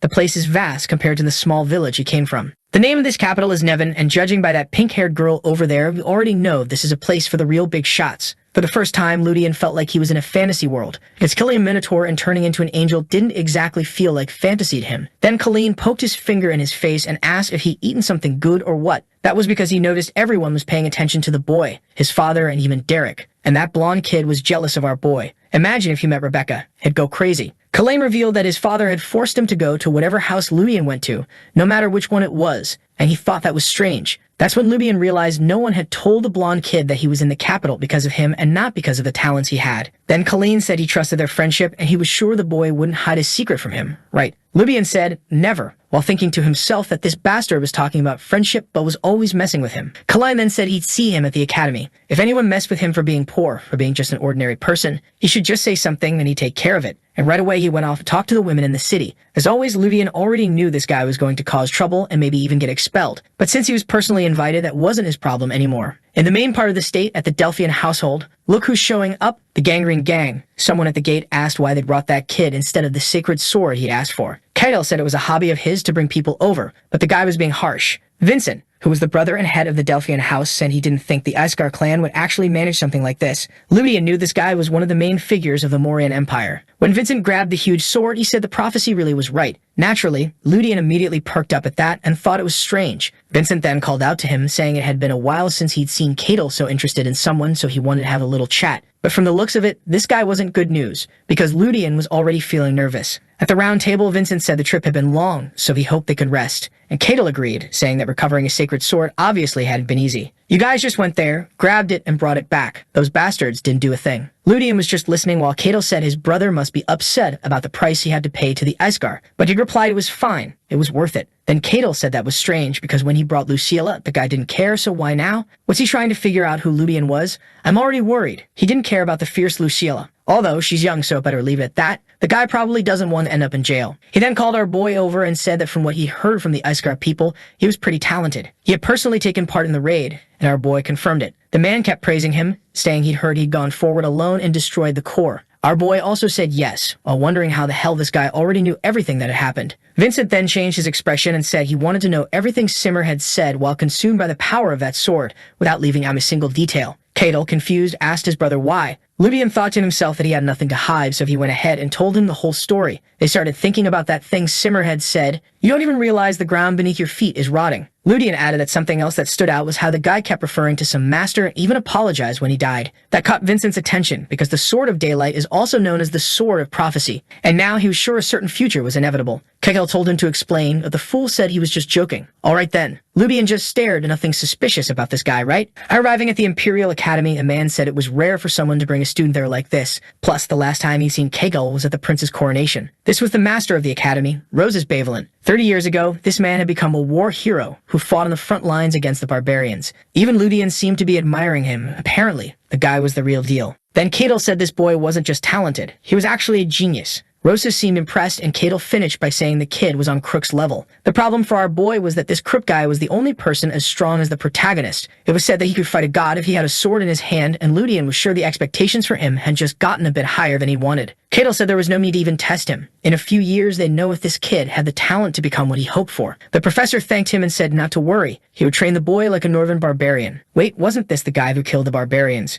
Traitor? In the Imperial dormitory, Ludian was impressed. The boy got a VIP room all to himself, perfect for bringing the ladies over. Cadel was leaving. Annoying guy never gives him a break, but still said he'd be spending 7 years there. Our boy asked why they were going so far for him. Considering Cadel had basically bought him from the Escar, he didn't have to go through all this trouble. Any place would have been fine for him. Cadel said it was simply because he wanted to support a talent with a promising future. Even so, Ludian said this was already too much. Everything in this place was way too expensive for him. Then Cadel turned around and said he'd made a bet with the Count. Would Ludian join the Lionhearts or the Knights of Glory when he graduated? Ludian didn't understand why, but Cadel told him not to worry about it. Just focus on getting stronger. Our boy was standing there thinking he wouldn't choose either of those two anyway, because the academy was just one of the first steps. Finally, the guy left and gave him some peace. The sly guy smirked and said that of course he wasn't going to give up any of the benefits. Once he was alone, he called for Diablo and asked if he'd felt anything strange here in this territory. The sword said it was odd, but answered no. There was nothing different. Besides, he had to remember that most of his senses were sealed inside his sword,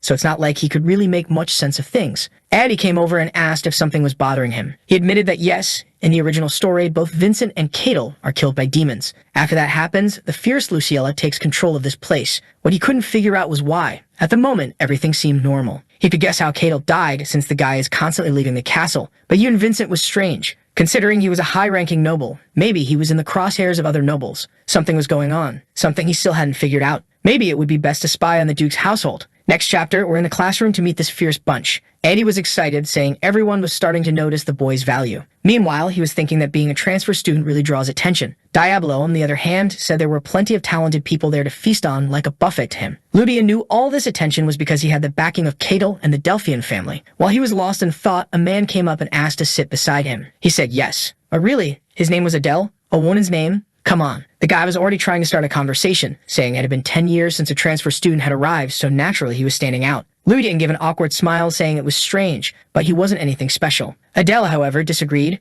Transfer students were practically banned from the academy. Normally it only happened if you were from an extremely powerful noble family or had connections to the imperial family. Since the famous Crooks, no one had managed to do it again. And on top of that, Colleen was also attracting attention. He knew both of them had recovered the sacred sword, which was incredible for their age. Ludian was thankful that Colleen was in the same department, but in another class. At least he wouldn't have to deal with that kid. Then Adele said he'd come to talk to him because of a special request from the student council president. He mentioned Luciella's name and said that since he'd met Cadel, he must know about her. Oh, so Luciella was the student council president? Now that's a commanding girl. Adele then revealed that he'd be serving as the boy's guide so he wouldn't get lost in his first days here. But since they were both from the cavalry department, it would be strange for them to just sit around talking. In other words, he meant sparring. Ludian, however, was already getting nervous. Would he be able to use demonic energy? We're now outside with Adi at his side. Let me introduce these two, though I think they'll disappear soon enough. On the left was Oliver, on the right was Claudia, and the one with the purple hair, who was probably going to be trouble, was Karen Letitia. Two Brazilian names and the same troublemaker. She said nice to meet you to him, adding that if he'd been sent by the Sword Saint, then he must be a prodigy. Ludian awkwardly said he had no idea what Cato saw in him. He wasn't anything special. But she was already pointing her greatsword at him and saying she'd be the one to find out. She slammed it into the ground and told him to come at her. She wanted to see the boy's talent. She said to give it everything he had because she was already in her final year. Adele stepped in to ask her to take it easy, but she elbowed him aside with a grin, saying she was going to devour the boy. Oliver and Claudia said they were also curious to see if he had the same talent as Sir Crooks. Meanwhile, Lubian was already on the ground, wondering where on earth all this fame was coming from. He hadn't fought for any of this. He just wanted to spend his time in peace. The girl thought that was his fighting stance and asked what his style was. Now he straightened up and said he fought in the Adora style, a sword-based martial art. She tossed her arm to the side, said she'd never heard of it,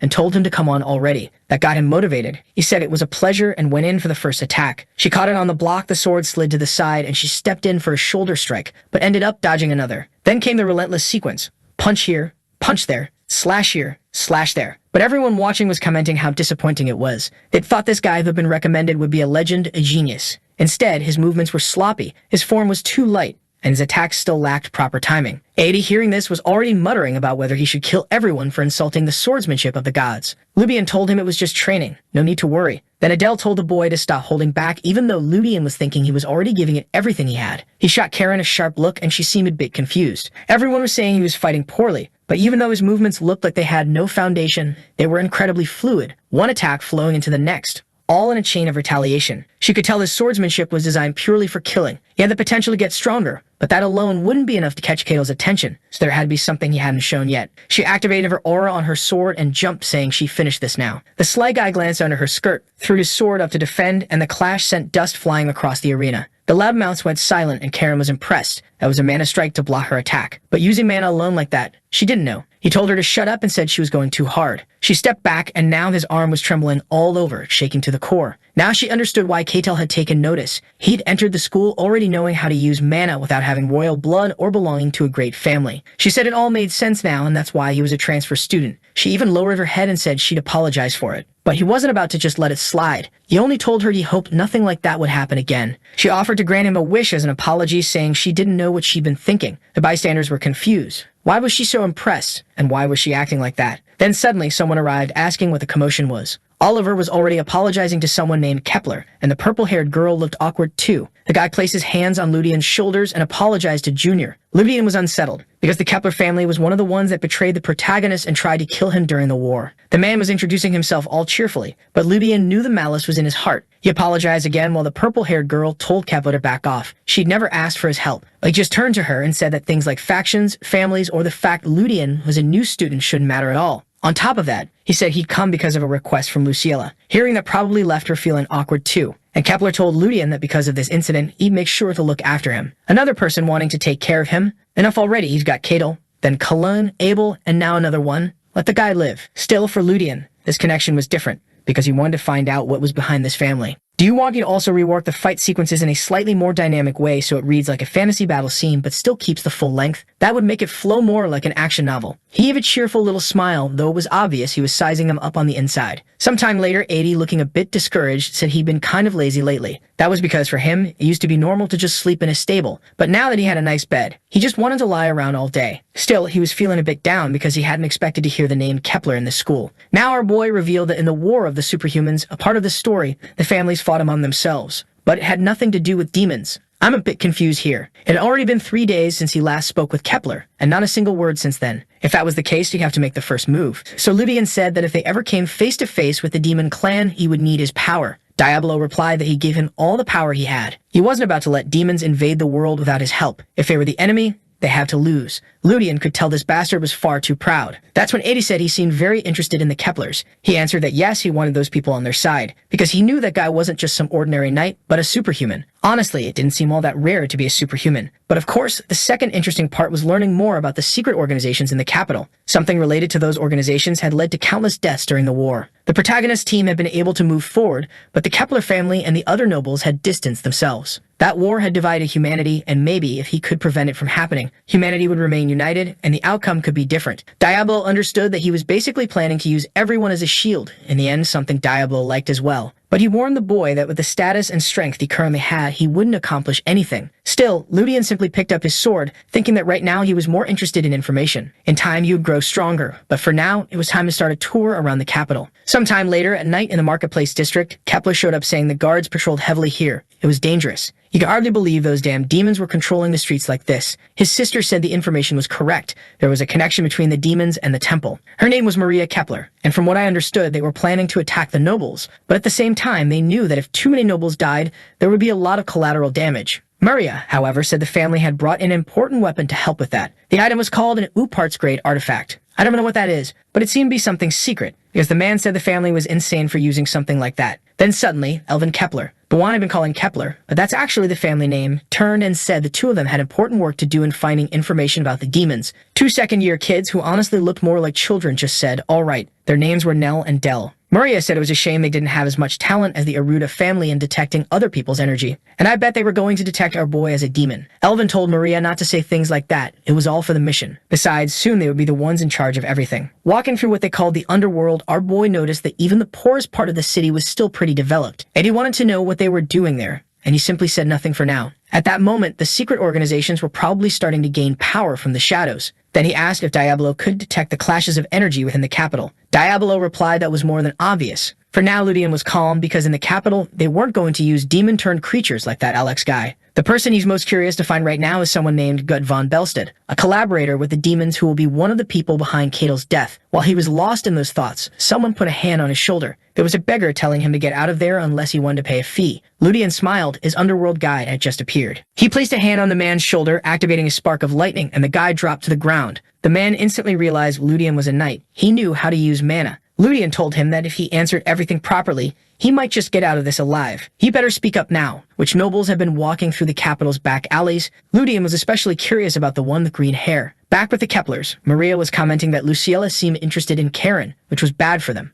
Elvin replied that Luciela wasn't their enemy. All she needed to do was stay neutral. She then asked if the new boy who'd entered the school could end up changing their plans. Elvin thought that the fact Karen had misjudged him and nearly lost to him showed the boy really had potential. But then he turned to his sister and told her not to worry. He was just a first-year rookie, and nothing was going to change because of him. She agreed and said that was true. Now it was time for them to carry on with the plan. What they didn't know was that our boy had already spotted them from above and was quietly watching them walk back and forth, trying to detect anything unusual. Those two children were something called mutants in this world. On top of that, the most powerful human in the superhuman war was there too, Maria Kepler. She was the final boss of that war. Damn, didn't expect that from her. Ludian asked Diablo if his disguise was perfect. Diablo said yes, but added that he felt this time it might be better to proceed with caution. The protagonist was certain something big was about to happen, since the two siblings were getting involved. The boy was perched up there acting like he was Batman, watching everything unfold. Then the green-eyed girl pointed out the Grimheart Theater. Elvin said he already knew that guy was involved. Those damn mages thought too highly of themselves, but they were always sticking their noses into things they shouldn't. Maria said that if it was him, it wouldn't be hard to deal with. He was probably just a minion and not a true high-level demon. Soon after, they were all heading inside. Nothing suspicious at all, right? With two dwarves standing at the entrance dressed like that. They immediately sensed something was going on the top floor, and they were going up anyway. Apparently security was non-existent. The siblings said they could smell a terrible stench of blood and demonic energy. Then Elvin said he'd heard that this Viscount wasn't just some simple merchant.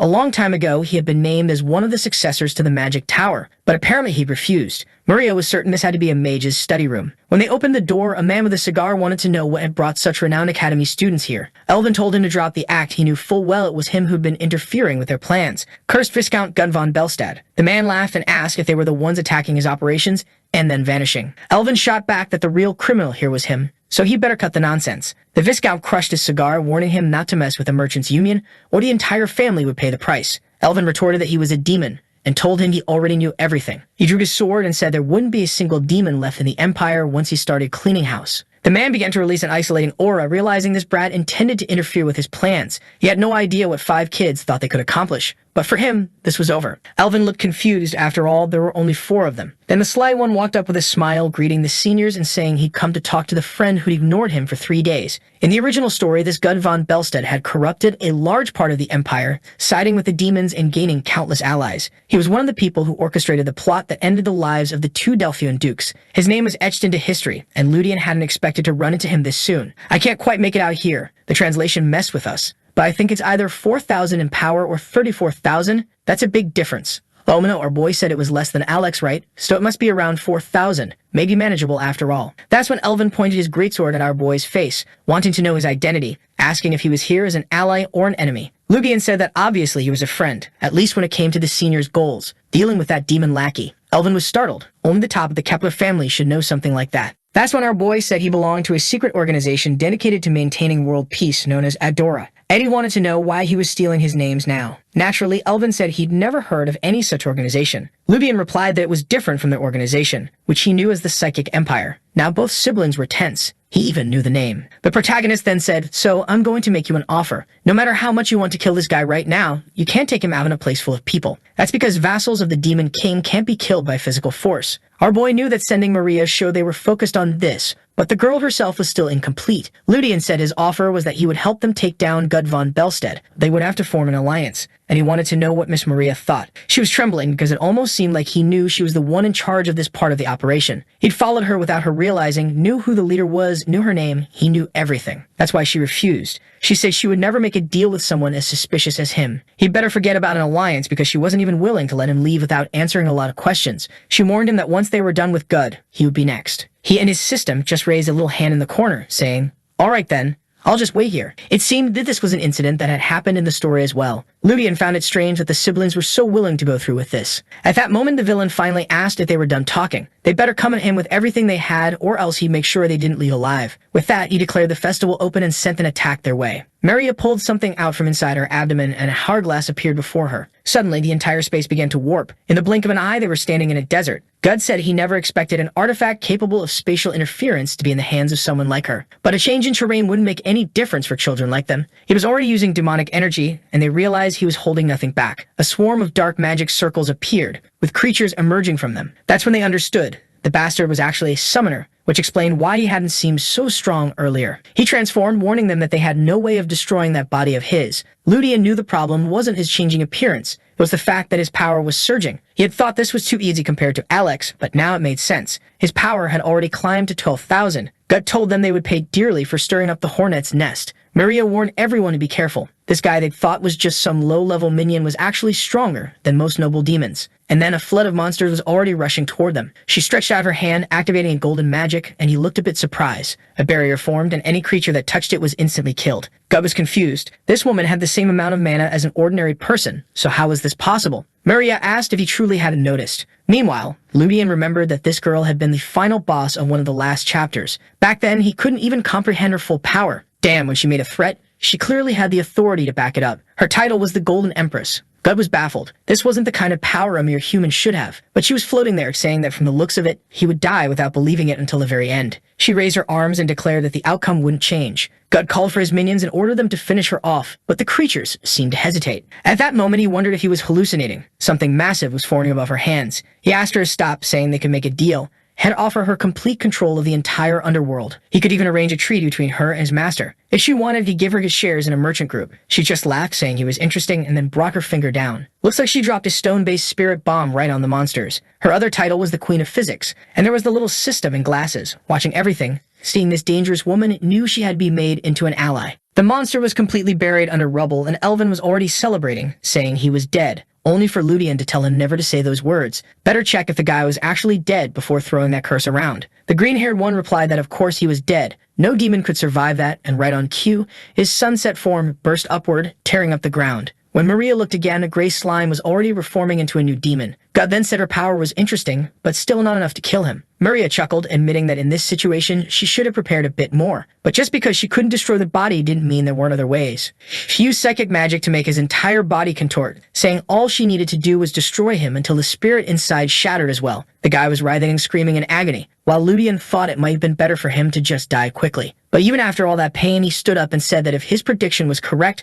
her time was almost up. She must be running low on energy in her artifact, and manipulating space to that degree wasn't easy. And he was right. The artifact seemed to be down to its last drops. Then he said that once his master found out about this, he would intervene, and that would be the end of them. The worst part was that Maria knew it was true. If the man who had hired this person showed up, she wouldn't be able to handle him. That's when someone asked if she needed him to get involved. Of course, it was the sly one fully equipped. He said maybe a conversation between them could be possible again. He had warned her she wouldn't be able to kill him. The stubborn Maria insisted she didn't want an alliance with him. He replied that fine, he dropped the alliance, but how about adding a few other conditions? For example, that that she wouldn't cause him any physical harm. I thought he'd ask for more, but he just commented that he knew she probably had some method to deal with that guy. However, he had an easier way. She said fine, she'd listen to him after seeing what he could do, but he better be ready in case he failed. Right away, our boy stepped forward, already calling for Diablo, who said that dealing with a low-ranking demon like that one would be easy. The little monster was still writhing, glaring at them until Ludian grabbed its face and drove his sword straight into its chest. Gut told him to stop being stupid. There was no pain that would make him give up. But then his energy started being absorbed. The protagonist said that his regeneration would be neutralized for a while. As the sword drained his energy,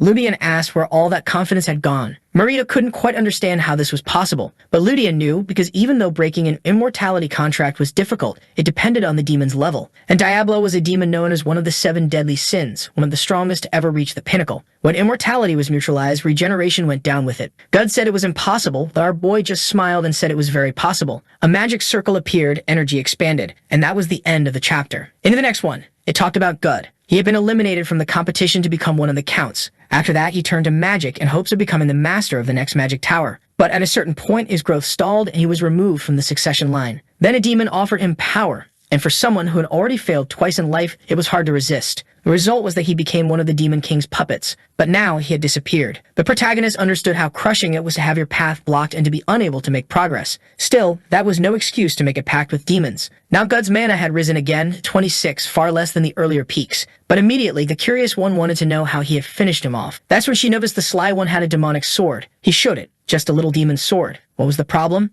Everyone had one of these. Of course, she said there was a huge problem. The mind gets corrupted. But he countered, saying he was fine, and she realized it seemed to be true. He insisted that if he were really a demon, that he would have just killed a demon. Diablo cut in, saying he'd seen demons kill demons countless times, so that wasn't an argument. Ludian just told him to shut up. Seeing the brothers' watchful eyes, Ludian told them to just ignore the situation. Maria decided that how he'd gotten the sword and how he'd stayed sane were important. She said she had reacted instinctively and apologized. She would have to keep her promise. Now she was curious to hear the boy's proposal.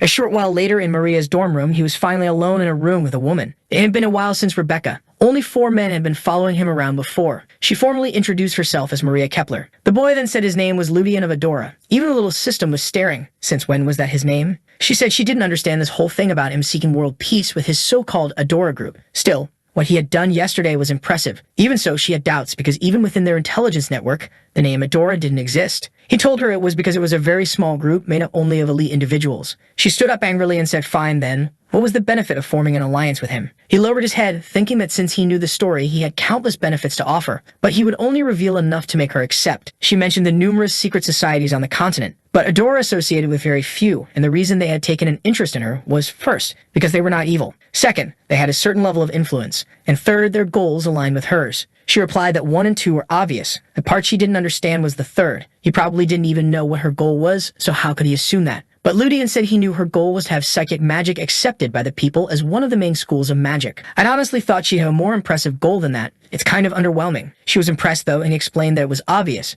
She wanted to kill demons to demonstrate the strength of psychic powers to the imperial family, especially since very few people had any idea how deeply infiltrated they were. Then he added another piece of information. The neighboring kingdoms were also already full of demons. If she investigated, she would find what he was saying was true. Maria asked if they really were that deeply embedded in society. He said, of course, they had Gud as one of the heads of the Merchants Guild. A man who controlled over 20% of the logistics obviously wasn't doing it alone. And the important detail was that he was just a lackey. So if a mere lackey was that important, imagine the position of the real leaders. He went on to say that one of the benefits of an alliance would be that he'd pass along information about the demons without holding anything back. Second, he'd connect the Kepler family to high-ranking nobles. And third, he'd offer her ancient knowledge. That got her excited. She stood up eagerly, asking who was true. Earlier, we'd seen Adi ask whether this theory about psychic power was actually worth anything. Ludian replied that yes, anyone who studied that power would be interested in this kind of thing. Just like in the original story, her abilities were unbeatable, but the cost of using them was extremely high. He explained that psychics hadn't been able to develop a solution for that because they lacked the theory. This was a problem that plagued their entire generation, and he knew Maria would be interested. Back in the present, he told her that Adora had these texts. He asked what she was going to do. She was practically running a marathon in place, sweating and trembling. The scene shifted to the psychic's hideout in the Empire. Elvin asked if she was alright, seeing her staring at a pile of papers. She said yes. He said that damn Ludian was making things complicated, but she replied that there was no way to refuse something like that.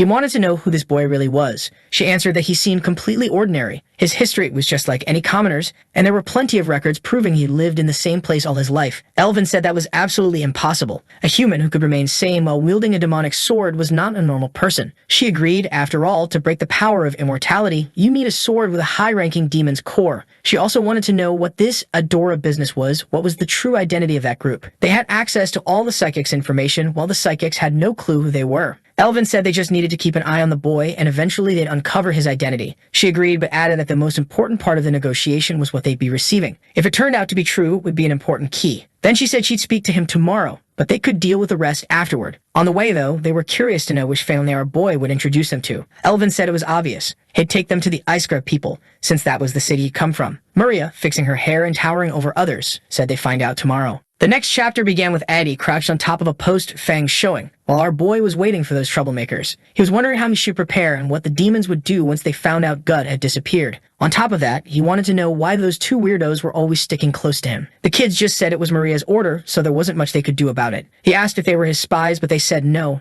They were there to join his faction. He couldn't help but think that this so-called faction didn't even exist, and he knew that Karen and the Kepler family seemed to have some sort of rivalry. If she saw this scene, she wouldn't like it one bit. That's when the two of them arrived and called out to Ludian, wanting to know who he was going to introduce them to. He just told them to stay calm. They'd find out when they got there. The scene shifted to a garden in the Imperial Palace, where Luciella arrived and greeted the prince. Nearby was Miss Citri, one of the Viscount's daughters. She greeted Luciella, who stood still among the leaves, and the prince told her to respond. She said it had been a while since she'd last seen Miss Citri, and Citri replied that yes, it had been since the last event. Suddenly, Prince William asked why she was visiting at this time when he'd given her so many missions. She said she was there to deliver information about Gud's disappearance, and right then the man pulled a letter from his hand, saying they were finally uncovering who had harmed his parents. He told Citri not to worry, that he would get to the bottom of things and find out who the traitors were. I still didn't understand why Luciella was trembling and looking around like that. Maybe it was because that fool of a prince was forcing her to do all this just to please Citri. Who knows? The scene then changed to the Information Guild's headquarters. The place was busy, packed with people. Maria asked if the person they were looking for could only be found through this place. He looked a bit awkward, saying they'd understand everything soon but asking her not to mention certain names out loud. I thought that was a good idea. Then he said he wanted to meet the master of the Information Guild. The man at the counter asked if he had an appointment, and our boy told him to just mention the name Ludian. Moments later, the man was apologizing for not recognizing such esteemed guests.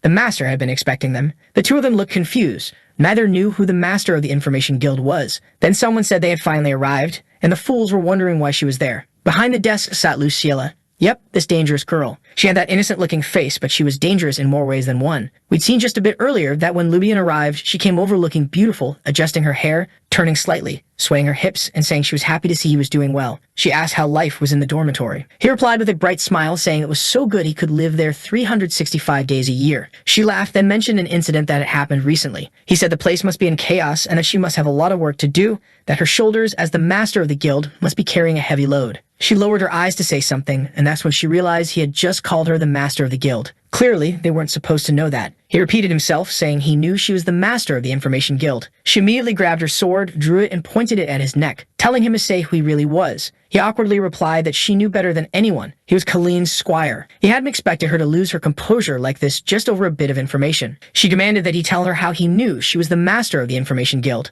The boy was about to launch into a long explanation, but basically he said he knew the Empire would need someone influential, young, and powerful for the role, so he concluded it had to be her. She smiled, saying it was a good deduction, but that still didn't explain how he was certain. That's when our boy revealed that the paper about Gud's disappearance had been leaked by him. In other words, he was the one who'd taken Gud down. Luciella looked confused and stared at him, clearly not believing he could have actually pulled that off. He kept insisting, but she just told him to stop joking around. That wasn't something you should say. Our boy, however, said he never claimed he'd done it alone. Obviously, someone who had just entered the academy wouldn't be able to pull that off without help. He could reveal how he knew her identity, who had helped him on that mission, and how he also knew about the demons. All of that, he said, would be revealed tomorrow at the Information Guild, and that's where we are now. The two Kepler siblings were baffled to learn that Luciella was the master of the Information Guild. She had her hand to her face, saying she was also surprised she'd gotten herself into this situation. Had it really been them who killed Viscount Gud? Ludian clung to Elvin and said that over the past week, they had worked together to track that guy down. Thankfully, everything had gone smoothly. Of course, when they killed him, they had also gathered countless pieces of information, one of which was the name of the young lady. She looked confused, wanting to know what her name had to do with anything. That's when Ludian explained that the third prince had been chosen to expand the demon's influence throughout the Imperial Academy. This would happen because the Viscount had adopted a certain woman who apparently was draining the prince's energy and planting wicked thoughts in his head. From the looks of it, Lucilla was already set to marry that prince, but in the original story when she was linked to the names in God's dealings, she lost that engagement and the prince ended up marrying that other crazy woman. He then said that all of this information had been uncovered by this incredible trio right here. I was just as confused as Lucilla, but going along with it. She said she could believe the story, but there were two strange things. How had they managed to find demons the Information Guild itself couldn't locate, and how had they dealt with that man's power? Ludian said someone else would answer that. That's when Maria stepped forward full of confidence while Ludian just wanted to see what would happen between the two. She revealed she was from the group known as the Luminous Psychics. Lucille was caught off guard. She hadn't even known this group existed. The Information Guild might as well close its doors at this point. Maria explained that she didn't have much information to share because their group wasn't particularly grand. It was just a gathering of people who like psychic magic. The blue-haired one still looked confused, while the green-haired one demonstrated by making a chair float. This was the familiar form of psychic power people knew. But with a simple clench of her fist, that same chair completely disassembled, turning into a stone on the floor. Luciella admitted it was truly fascinating. She knew this type of power existed, but not at that level. She picked up the stone and said she was impressed. She never imagined a fairy tale-like ability would just appear in front of her like this. She said she could believe this power was enough to defeat God, but questioned why they had come there just to share this information. What were their real intentions? That was Ludian's cue to make his move. The three of them backed down on one me, saying they wanted her to sponsor them. A little while later, she was pacing back and forth because they had already requested that psychic power be recognized on equal footing with magic. On top of that, they had offered her their support, and with both forces combined, our boy said it would be far more effective to wipe out the demons. Lucilla looked out the window, thinking she had nothing to lose. The demons were infiltrating the capital, and now a power capable of destroying them had fallen right into her lap. She said fine, but she would have to consult with her family first. The three of them, keeping their composure, replied that in that case they would wait. A while later, outside, Maria wanted to know how he had already figured out that Lucilla was the master of the Information Guild, and whether Adora had any other members of royalty among its ranks. The sly one was acting all smooth, saying those questions couldn't be answered. Their alliance never revealed any cards. After all, he was the only wild card in this mess, and they couldn't know something like that. But to keep their spirits up, he told them to watch closely. He would make sure the Empire recognized psychic power as one of its pillars. Maria, fixing her hair a little, asked why he was going so far for them. He said he didn't want to see them living in the shadows, but following the path they truly wanted. Otherwise, they would eventually meet their ruin, and they didn't deserve such a cruel fate. The two of them were left confused. He spoke as if he knew the future, but the truth was far simpler. Maria Kepler was his favorite character, the very same Maria standing in front of him. The problem was that in the original story, she died as part of the protagonist's team, and he wanted to change that. Later that night, in a carriage, someone was asking who was behind all this. With fewer eyes around, she asked if Citri already knew who it was. The smoke-like demon sitting in the carriage replied that there was no information at all. It seemed they had received word from someone named Rohan, and perhaps it was connected. The woman said the whole business about the body of the old man who had died was ridiculous. She didn't believe the story about Castley's mana powers being found near the Empire's borders. Castley's power, the same one our boy had taken in that first dungeon where he met Eddie. She laughed, saying that if no one had been able to get any information, then it must mean they used either a magic artifact or psychic magic. She ordered them to track every person who could have been involved and pass along the information. Of course, we already knew who, none other than the ribbon-wearing temptress, Citri,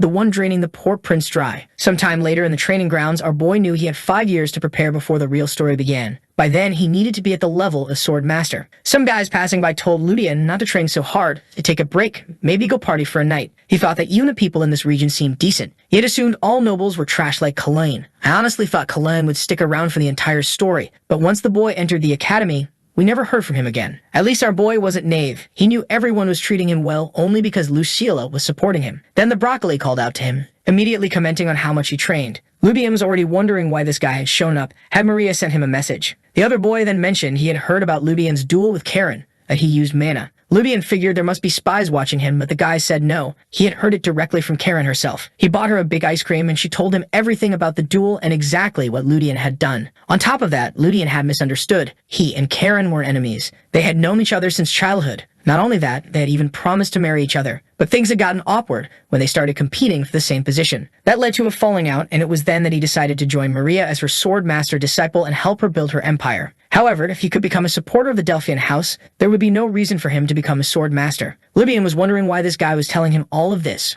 Wasn't he even a little curious about him? Elvin then said that Ludian was strange. His swordsmanship was awful, and he didn't even know how to behave in a duel. But even so, he had something that shouldn't have been possible, and that was the point. Once again, he pointed his greatsword right at Ludian's face. The next chapter started, and I have to admit, I'm still missing Rebecca. Maria arrived, and someone asked if they had mentioned the name Adora. They couldn't trust someone whose motives weren't clear. Maria said the psychic power theory they had presented was legitimate. Every researcher agreed it was far more advanced than their own theories, something from a much more developed era. Her father said her point was valid, but reminded her that all those who sought world peace never lasted until the end. She should never forget that in 1,000 years, no one in the Empire had achieved something like that. This was Matthias Kepler, her father, telling her to also remember that there was no record of the other things Ludian had presented, which made them even more suspicious. She said she knew, but then remembered the boy's smile, saying it had convinced her he wasn't fake. She confronted her father, saying the boy had fulfilled his part of the deal, so she had honor hers, even if he was a dangerous boy. Her father said fine. If she was that motivated, then she should be the one to deal with this Adora organization. He also mentioned something about them using something called the Green World, which made him suspicious.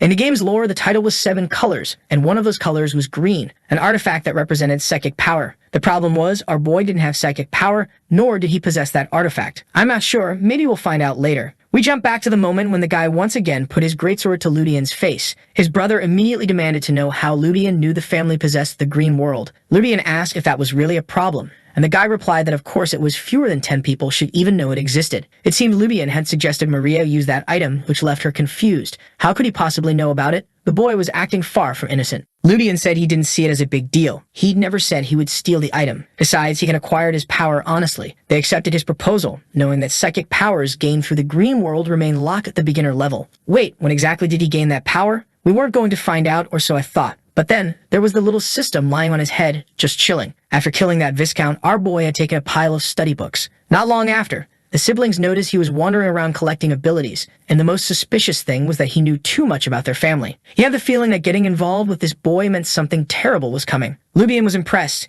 This guy seemed to have a sixth sense. Maybe he should recruit him too. Ludian then admitted that yes, Elvin was right. He was collecting abilities. And just like with Abel, he needed several allies. He said he could prove both his innocence and his goals, telling Elvin that if he could track his every move, he'd have no reason to be suspicious. Broccoli asked what he meant, and Ludian said he would prove they were in a genuine alliance. That was much better than starting a fight that could destroy their partnership. Our boy wanted to make him an ally, but Eddie was already thinking about making him a slave. Elvin finally said fine, had keep an eye on Ludian for a while longer, but he'd better not try anything sneaky. For Ludian, that was fine. He had no intention of leaving this guy's side anyway, until he returned to his room and found the guy inside moving into his dorm. Someone please call Rebecca. Ludian complained, saying the dorm rules only allowed one person per room. But the guy replied that as one of the Academy's prodigies, he had enough authority to make it happen. On top of that, Ludian would actually benefit, since he'd be teaching him a lot. Our boy just stared at him like, learn from you. But keep in mind, this guy actually was kind of a boss in the real story, so maybe he does have something to teach. Elvin Kepler, 24 years old, 4,100 power. For the amount of stats he has, that's actually pretty low. Looks like the poor guy's starving, but still wants to act all high and mighty. Just get rid of that green hair already. At least he could be Alex easily and good too, before the transformation. Maybe, for his age, he really did deserve to be called a little monster. And Elvin says it was our boy who offered to let him keep an eye on him anytime. So Ludian gives up and says fine. His help is always welcome. Elvin sits down right away and says he's got a little plan for him. Right now, the two of them are too weak. Trying to face demons would be like putting your head in a tiger's mouth. His plan is to get a helmet that wouldn't break even if the tiger bit down. Ludian's a bit lost about what he means, but a little while later we're talking to Lucilla again. That tall one with the innocent-looking face says that in the name of Duke Delphion, she accepts the proposal. They should serve with loyalty and honor the imperial family. Then she tells Elvin that, as proof of their alliance, he'll also start being trained by Keitel. Apparently, he didn't like that news because he looks a little shaken. She then wants to know what Ludian is going to do from now on, and suddenly she walks up real close and stares him down. He leans in and whispers that Viscount Belstead gave his adopted daughter to the third prince. That little bit of information made everything clear. Right away, Lucilla asks if he's trying to say that girl is connected to the demons.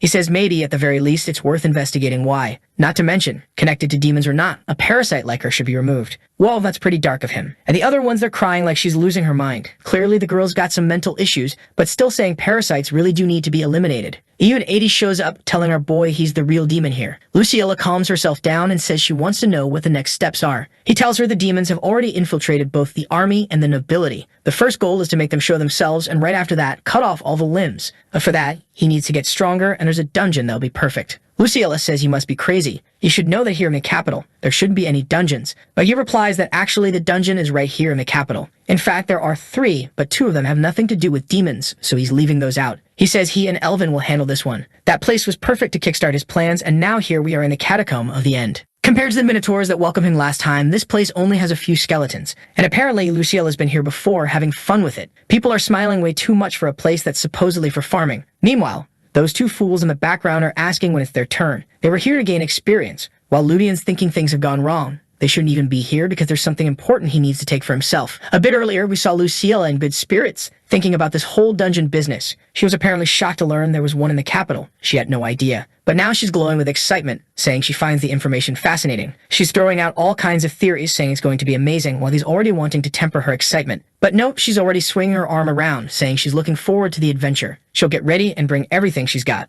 Ludian knows that if she joins in, it'll make things much easier. The problem is there's a certain loot he doesn't want to share. That's when Elvin comments that the princess, the one standing beside the prince, is strong, so any help is welcome. And right then, Maria stretches and says that if that's the case, she's coming too, since her body feels a little stiff. The girls are already all excited with Luciella, saying they want to see psychic power in action. Meanwhile, Ludian believes they had already decided everything on their own. Once in front of the catacomb, Luciella shows up fully prepared. She's brought a mithril sword, a silver dagger, a purification item. And even though she's a specialist with large swords, she's using the smaller one this time since the place is cramped. Ludian takes the chance to ask if she knows where he can sell gold honestly. She answers that the ducal house can buy a decent amount. He's been storing it all ever since that dungeon because he's afraid people will notice he took everything and end up killing him. Still, she comments that the Kepler merchant group isn't weak. Maybe, if he was in a bad situation, he should sell to them. He then glances back and Luciella notices they've never truly been on the same side. They both tense up and she comes right up to his face in a Yandir way, telling him that later he'll have to explain. His luck is that she already trusts what he says. He just thanks her and says it's time to head into this dungeon. Meanwhile, Eddie tells the boy to stop lying because lies have short legs.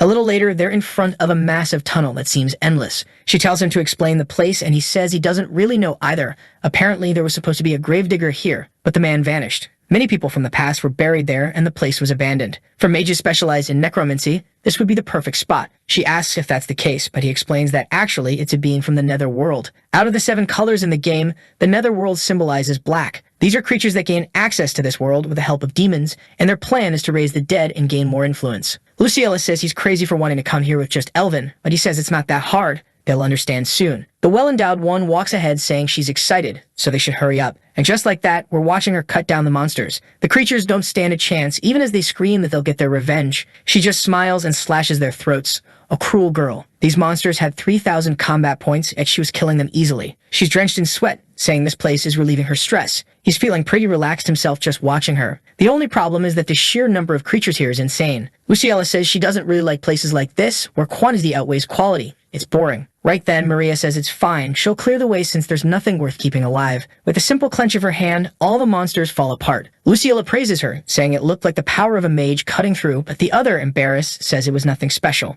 Ludian, though, is realizing he's not doing anything, and the 2 of them are going to end up with all the rewards. He doesn't care about most of it, but there's one thing he can't lose. That cursed thought. He's mentioned it 3 times now. Suddenly, there's a frightening sound from the door, and an energy pulses through it. Clearly, this is a far stronger nether creature. But the girls are clinging together, blushing, saying they'll take the lead and hopping ahead. The 2 clueless ones are still wondering what they're even doing there. Moments later, they're in a room with what looks like a quadrillion skulls scattered across the floor. It feels like some kind of coliseum or arena. But Ludian says it looks more like an execution hall. Those weren't spectators watching the center, but people who had been executed. Suddenly, another monster appears in the middle of the dungeon, asking how they found him there. Elvin recognizes the creature immediately as a Baphomet, which roars that it's a servant of the Demon King. Maria says the thing is disgusting, while the sword guy says this monster looks like its body was damaged when it crossed the portal. Ludian finds that strange because the creature actually seems fine. But Diablo insists there's no way the monster would be chatting with a human if it were at full strength. He warns the boy that this thing will probably try to negotiate, use some kind of temptation, or trick them. The perfect trap for a human to fall into, and then it's over. Suddenly, though, the Baphomet shouts that they're cursed humans and he's going to kill them all. Ludian says Diablo was wrong, and Diablo just replies that he should be careful, because this creature has cursed magic. The worst one is that right before dying it can use a reverse summoning to the nether world. Ludian, however, seems more interested in something else the monster is carrying, Could that sword be soft? I don't know, because the thing is already charging. The aims, the essence the monster possesses. Staying the attack coming, Elvin knows that a single touch from that sword would destroy him. The monster comes for our boy first, but Maria uses her magic to create that golden shield. At first I thought she made a barrier, but she actually placed it on everyone. Damn, she's the real deal. Ludian figures that with her there, this can be handled. Lucilla and Elvin rush at the boss. They slash at its ankles as they pass, making the monster groan. Maria is almost bored of saying this was way less impressive than she expected. Our boy thinks that his original plan was to use Diablo's power, but with so many people here, it's not even necessary. That is, until he sees the creature actually has a combat power of 113,000. Oh wait, no, that's with 100,000 less than normal because most of its stats were nerfed when it crossed the portal. Maria notices this and says the monster seems to be under some restriction. It makes her feel like it's hiding something. Maybe that strange black crystal floating in the air above. That catches Ludian off guard. He can't feel any mana or spiritual energy coming from it. Maria says to just destroy it first and figure it out later. The fight continues with the creature swinging a heavy blow at Elvin, while Luciella mutters about wanting to bring her Giadelica, probably her sword. Ludian notices only suckers name their swords like he does. But enough of that, he jumps into the fray. Diablo tells him to drive the blade into its heart to absorb some energy. Yet again someone slashes its ankle. Seriously, that's the only move these kids seem to use. The monster makes a cut but seems to miss, while Elvin moves quickly underneath it. The Baphomet is getting frustrated. He knows these kids shouldn't stand a chance. It roars that it won't forgive any of them. Our boy warns everyone that it's probably about to cast a curse before dying. Everyone thanks him for the heads up, and he sneaks in from behind again, saying he'll finish it fast. The monster lands a direct hit on Elvin, who at least manages to block it. But Elvin still wants to know if Ludian really thought the two of them could handle this. Ludian tells him to stop complaining, and the Baphomet grows even more annoyed, confused about that barrier. Then it realizes it's because of the human girl and blames her. It goes to attack Maria, but our boy jumps in. Guess what? More ankle slashes. Finally, the lever handle technique works, and the monster drops to its knees. Took long enough. The Baphomet screams that if it had more time, winning would have been easy. Elvin says the thing is weird, incredibly weak, and just keeps whining. But the monster smiles and says it won't disappear that easily. Even if it has to put everything on the line, it won't let the ones humiliating it leave unscathed. Everyone there would be taken along with the demons.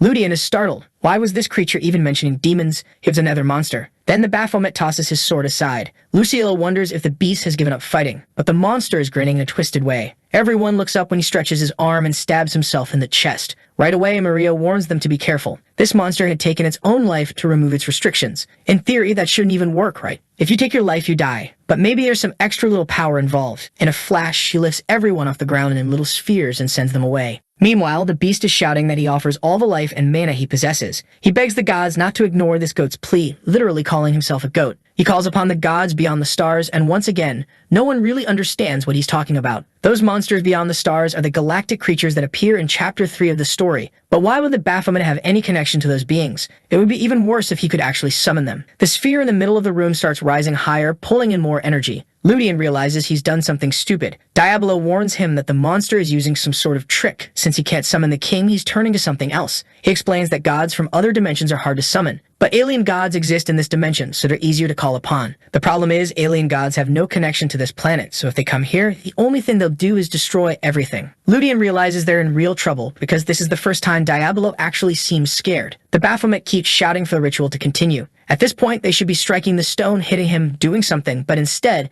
they're just standing there saying how terrifying it is. Finally, thank you, Maria. She says she's going to attack, because they can't allow that orb to remain there. But Ludian tells her to wait a bit, let him summon whatever it is first, so they'll have a story to tell later. He claims that messing with it now will cause a massive explosion. The Baphomet seems to be smiling while his energy is drained. Maria, sharp as ever, says she doesn't have the power to deal with what's coming. But he's playing the hero, smiling at her and saying the continent won't fall that easily. She tells him to wake up. It's not the time for speeches. Honest girl. Still, he says he's going to carve his words into the creature's heart. Could have done that a while ago, right? Honestly, it seems like he actually wants this thing to arrive so he can steal the energy from this otherworldly being. Diablo says the boy has finally realized the greatness he possesses. He asks Maria if she's ready and she says fine. He walks off, saying he'll be right back. He asks how much time he has, and Diablo tells him at most 1 minute and 30 seconds. Ludian says okay, but a little extra, like 30 seconds, would be nice. His sword starts filling with aura, and he says that every time he uses this power, it feels like his life shortens. Diablo says yes, and that's amazing. Being able to use such a power for just a few years of life is worth it.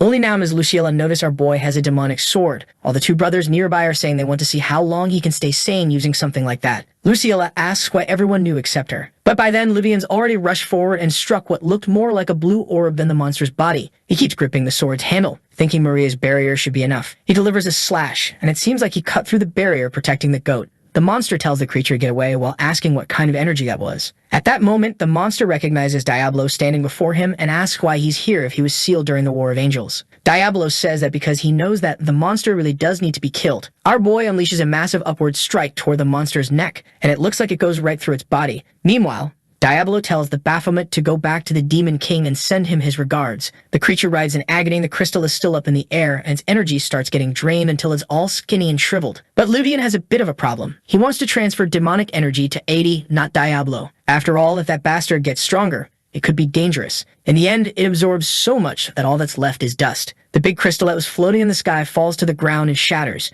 Ludian relaxes, saying it's over, but Diablo tells him no, there's still something left. Everyone looks up, wondering what it is. And then, bam, a Cyclops appears. Actually, it has 3 heads and an arm full of eyes. Not even Ludian, with his knowledge of the future, knows what it is. In the expansion about the space creatures, they're more like squids. None of them have a humanoid shape. Diablo says this isn't what the goat was trying to summon. It's something much more dangerous. Ludian already knows the obvious. They're screwed. But what's he going to do? The thing starts shrinking a bit, then comes up to them and begins speaking in some incomprehensible language. Even Ludian has no idea what it's saying, but 80 translates, wearing her little glasses and all, telling them that the creature says there's no need to look so scared. Unlike the others, it's not here to fight. Ludian is surprised, but quickly points out that 80 kind of looks like an alien herself, so it makes sense she can understand it. She tells him to show some respect, saying that's just cruel. She's an incredible artificial intelligence with multi-skills. So our boy asks 80 to tell the creature to change into something more humanoid instead of keeping that terrifying form. Since it's from another world, the creature can see 80, and it starts speaking back in that strange way. 80 comes back and says the creature says it's hard to mimic the human body because it's too simplified. Suddenly, the monster starts lowering itself, saying that this language is difficult. Wait, is it turning into a girl? She then calls our boy the Chosen One and 80 the Sealed One. Together,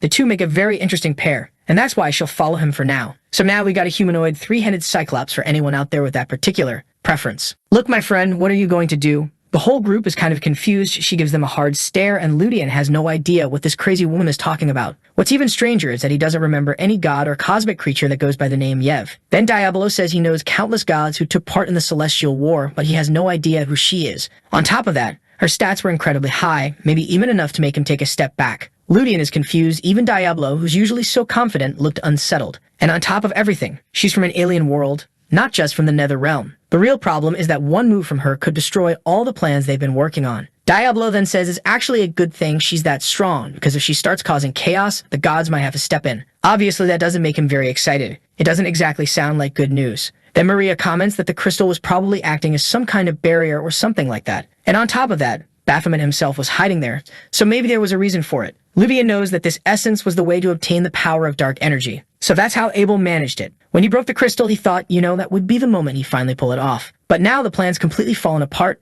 and there's not much he can do about it. He steps to the side and reaches for Baphomet's sword, which falls right in front of him, and he commands it to shrink. Once it's tiny, he picks it up and hands it to Elvin. Honestly, I thought our boy was about to turn into a full-on Kirito 2.0 with those little swords. Broccoli, though, is kind of unsure. Can he really accept something like this? His peaceful self says he already has this one here, and it's much better. Maria says maybe Lucilla would want it, since she's the one who uses a big sword. She's shaking a little, saying it's fine, he can take it, she already has her own. Elvin says alright then, if that's how it is, he'll keep it for himself. And for our boy, even though it doesn't have Baphomet's essence, it's not like it was a waste. He got some experience and leveled up a bit. Man, our boy's sitting at 1,920, basically broke. That Alex from the start had 3,500. Or maybe his power is glitched, because according to him, that amount of mana is what a high-ranking mage would have. That's when Luciella asks how they're going to deal with this girl who just showed up, staring them down like she's trying to figure out the problem. She then asks if Yev is going to keep following Ludian, and he says yes. He explains that she can even hide her identity or something like that. The problem is, she doesn't know why this girl appeared, what she's doing here, or why she's interested in Ludian. And what's even scarier is the indifference she's showing toward everyone else's presence.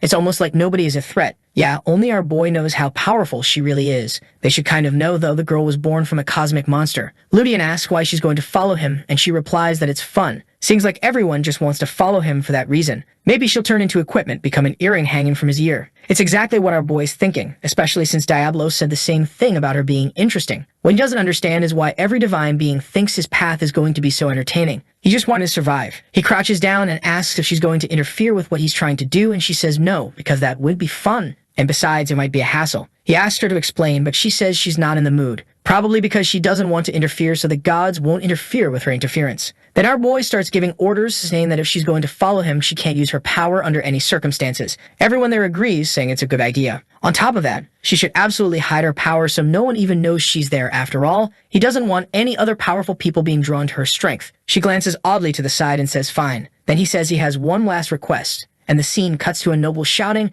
demanding to know what's going on. A man crouching down apologizes to his master, saying Baphomet's barrier was too powerful and now it's hard to understand the situation. The limping man, who already looks like a demon despite being human, wants to know who the bastard was. He's told the documents came from Lady Lucilla, but he refuses to believe it, saying that the wretch who reeks of milk wouldn't be capable of something like that. And for him, the worst part isn't even that Baphomet is dead, it's that he died without them having the slightest idea someone was plotting to kill him. He starts activating his power, saying that the result of Baphomet's death should have been the destruction of half the capital. Then he calls for the cursed Asmodeus, asking what she's going to deal with Lucilla. And wow, this is the goddess of lust, but now I'm actually scared. She looks more like some kind of dealer. What the hell is this? And she simply asks why it would be her fault for whatever that damn Lucilla does. Her target is the third prince, not that woman. She had been giving them trouble, but the most important thing right now was finding out who took down Baphomet along with her. That's because, obviously, there's no way she could have handled that alone. The man knows she had help, and Asmodeus agrees, saying they urgently need to find out who's interfering so much with their plans. He's seething with rage because once Baphomet had recovered,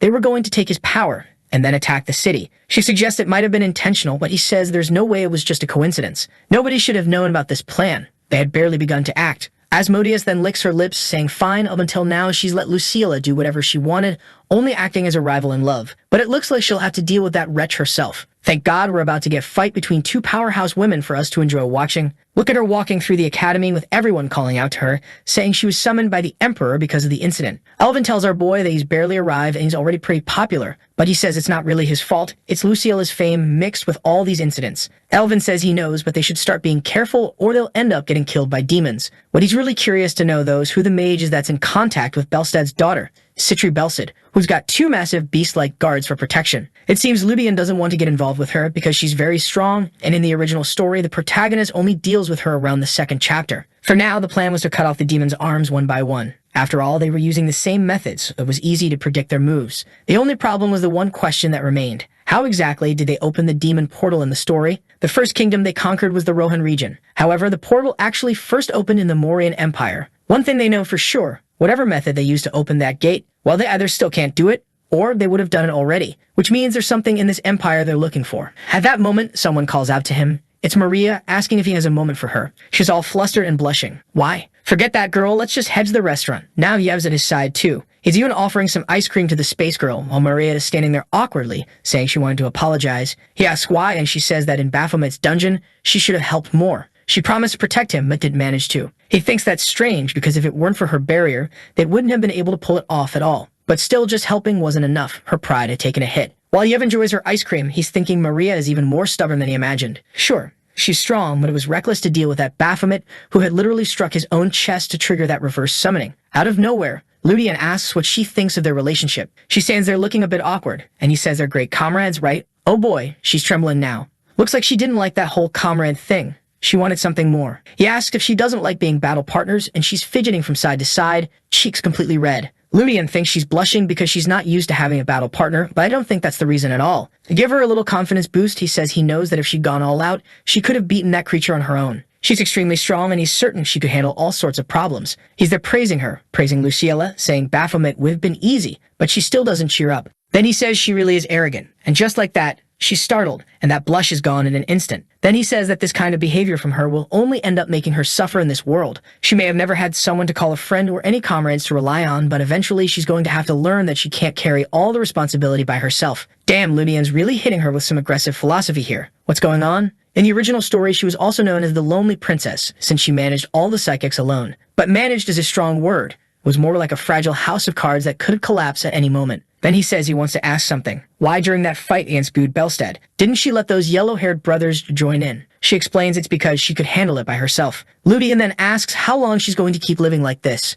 What if, at some point, an enemy shows up that she can't defeat on her own? Even in that situation, would she still try to handle it without anyone's help? The protagonist knows she's acting this way because she hasn't yet met that kind of enemy. But sooner or later, one will appear. Honestly, I'm not sure what's happening here. Oh, I get it. He's giving her a moral lecture while she's eating her ice cream. Finally, he holds out his hand and says, "We're going to be comrades, you stubborn thing. When you're starving out there and not busy fighting enemies, I'll help you." The blush comes back to her face, and he remembers that in the original story, she opened up to the protagonist, revealing all sorts of things, that she wanted to be spoiled, that she wanted someone to walk beside her, and more. So he tells her he's here to be her comrade and support her with whatever she needs. Her hand trembling, she says his words touch her heart, but she didn't want to be his comrade. She wanted to be friends. Friend zone, everyone. All that build up, just for her to ask if they can be friends. Fine, he's blushing a bit, and she's also looking like a tomato. Everything starts with friendship, Ludian says. Sooner or later, this will develop, and she'll ask him to take care of her. Anyone remember Rebecca? Yeah, she could come back into the story now to stir up some drama between the two of them. A little competition over our boy Ludian. In the next chapter, she says she was there not really to seek comfort, but to become even more motivated. That's because she knows that once she returns home, she'll have to carry all her burdens again.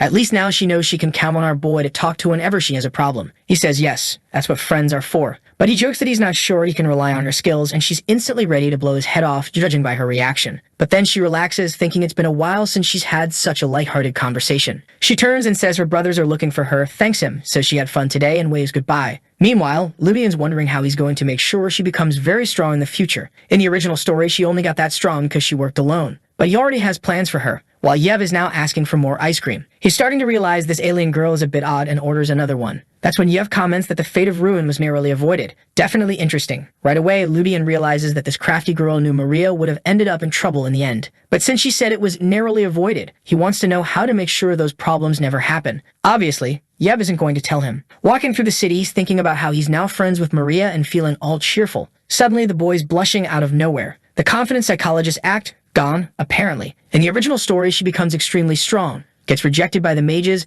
then ends up falling under Amadeus' influence and is eventually hunted down. But this time, he wasn't going to let that happen. Asmodeus, Lady Deer, that guy Eligios, and another demon called Marbas. These guys are the cursed ones hiding in this city who need to be purified. The problem is the Amadeus. First of all, she's siding with the third prince and still trying to steal Lucila's position, and she's strong. So he asks Diablo if there's any chance he could beat these people. Diablo replies that back in ancient times, those three were already famous and powerful, so of course, after 1,000 years, they're way beyond the boy's current level. Even with parts of their authority sealed, they're still extremely strong. Naturally, the stronger our boy becomes, the higher his chances get. He's eager to grow stronger and put an end to this woman's plans. Whatever Citri Belstead is plotting, he's going to counter everything. But his expression changes when she appears right in front of him. And next to her, oh great, it's Colleen telling our boy to bow his head because Lady Citri is speaking to him. It's been a long time since Ludian's been treated like this. He'd almost forgotten what life was like for a poor boy like him. Playing dumb, he asks, "Who's that girl?" Never seen her. Never heard of her. She steps forward, putting her magic orbs on display, saying she made a mistake in assuming he knew who she was. Her name is Citri Belstead. Bold as ever, the boy claps his hands and says she must be the one with that peculiar connection to the third prince, right?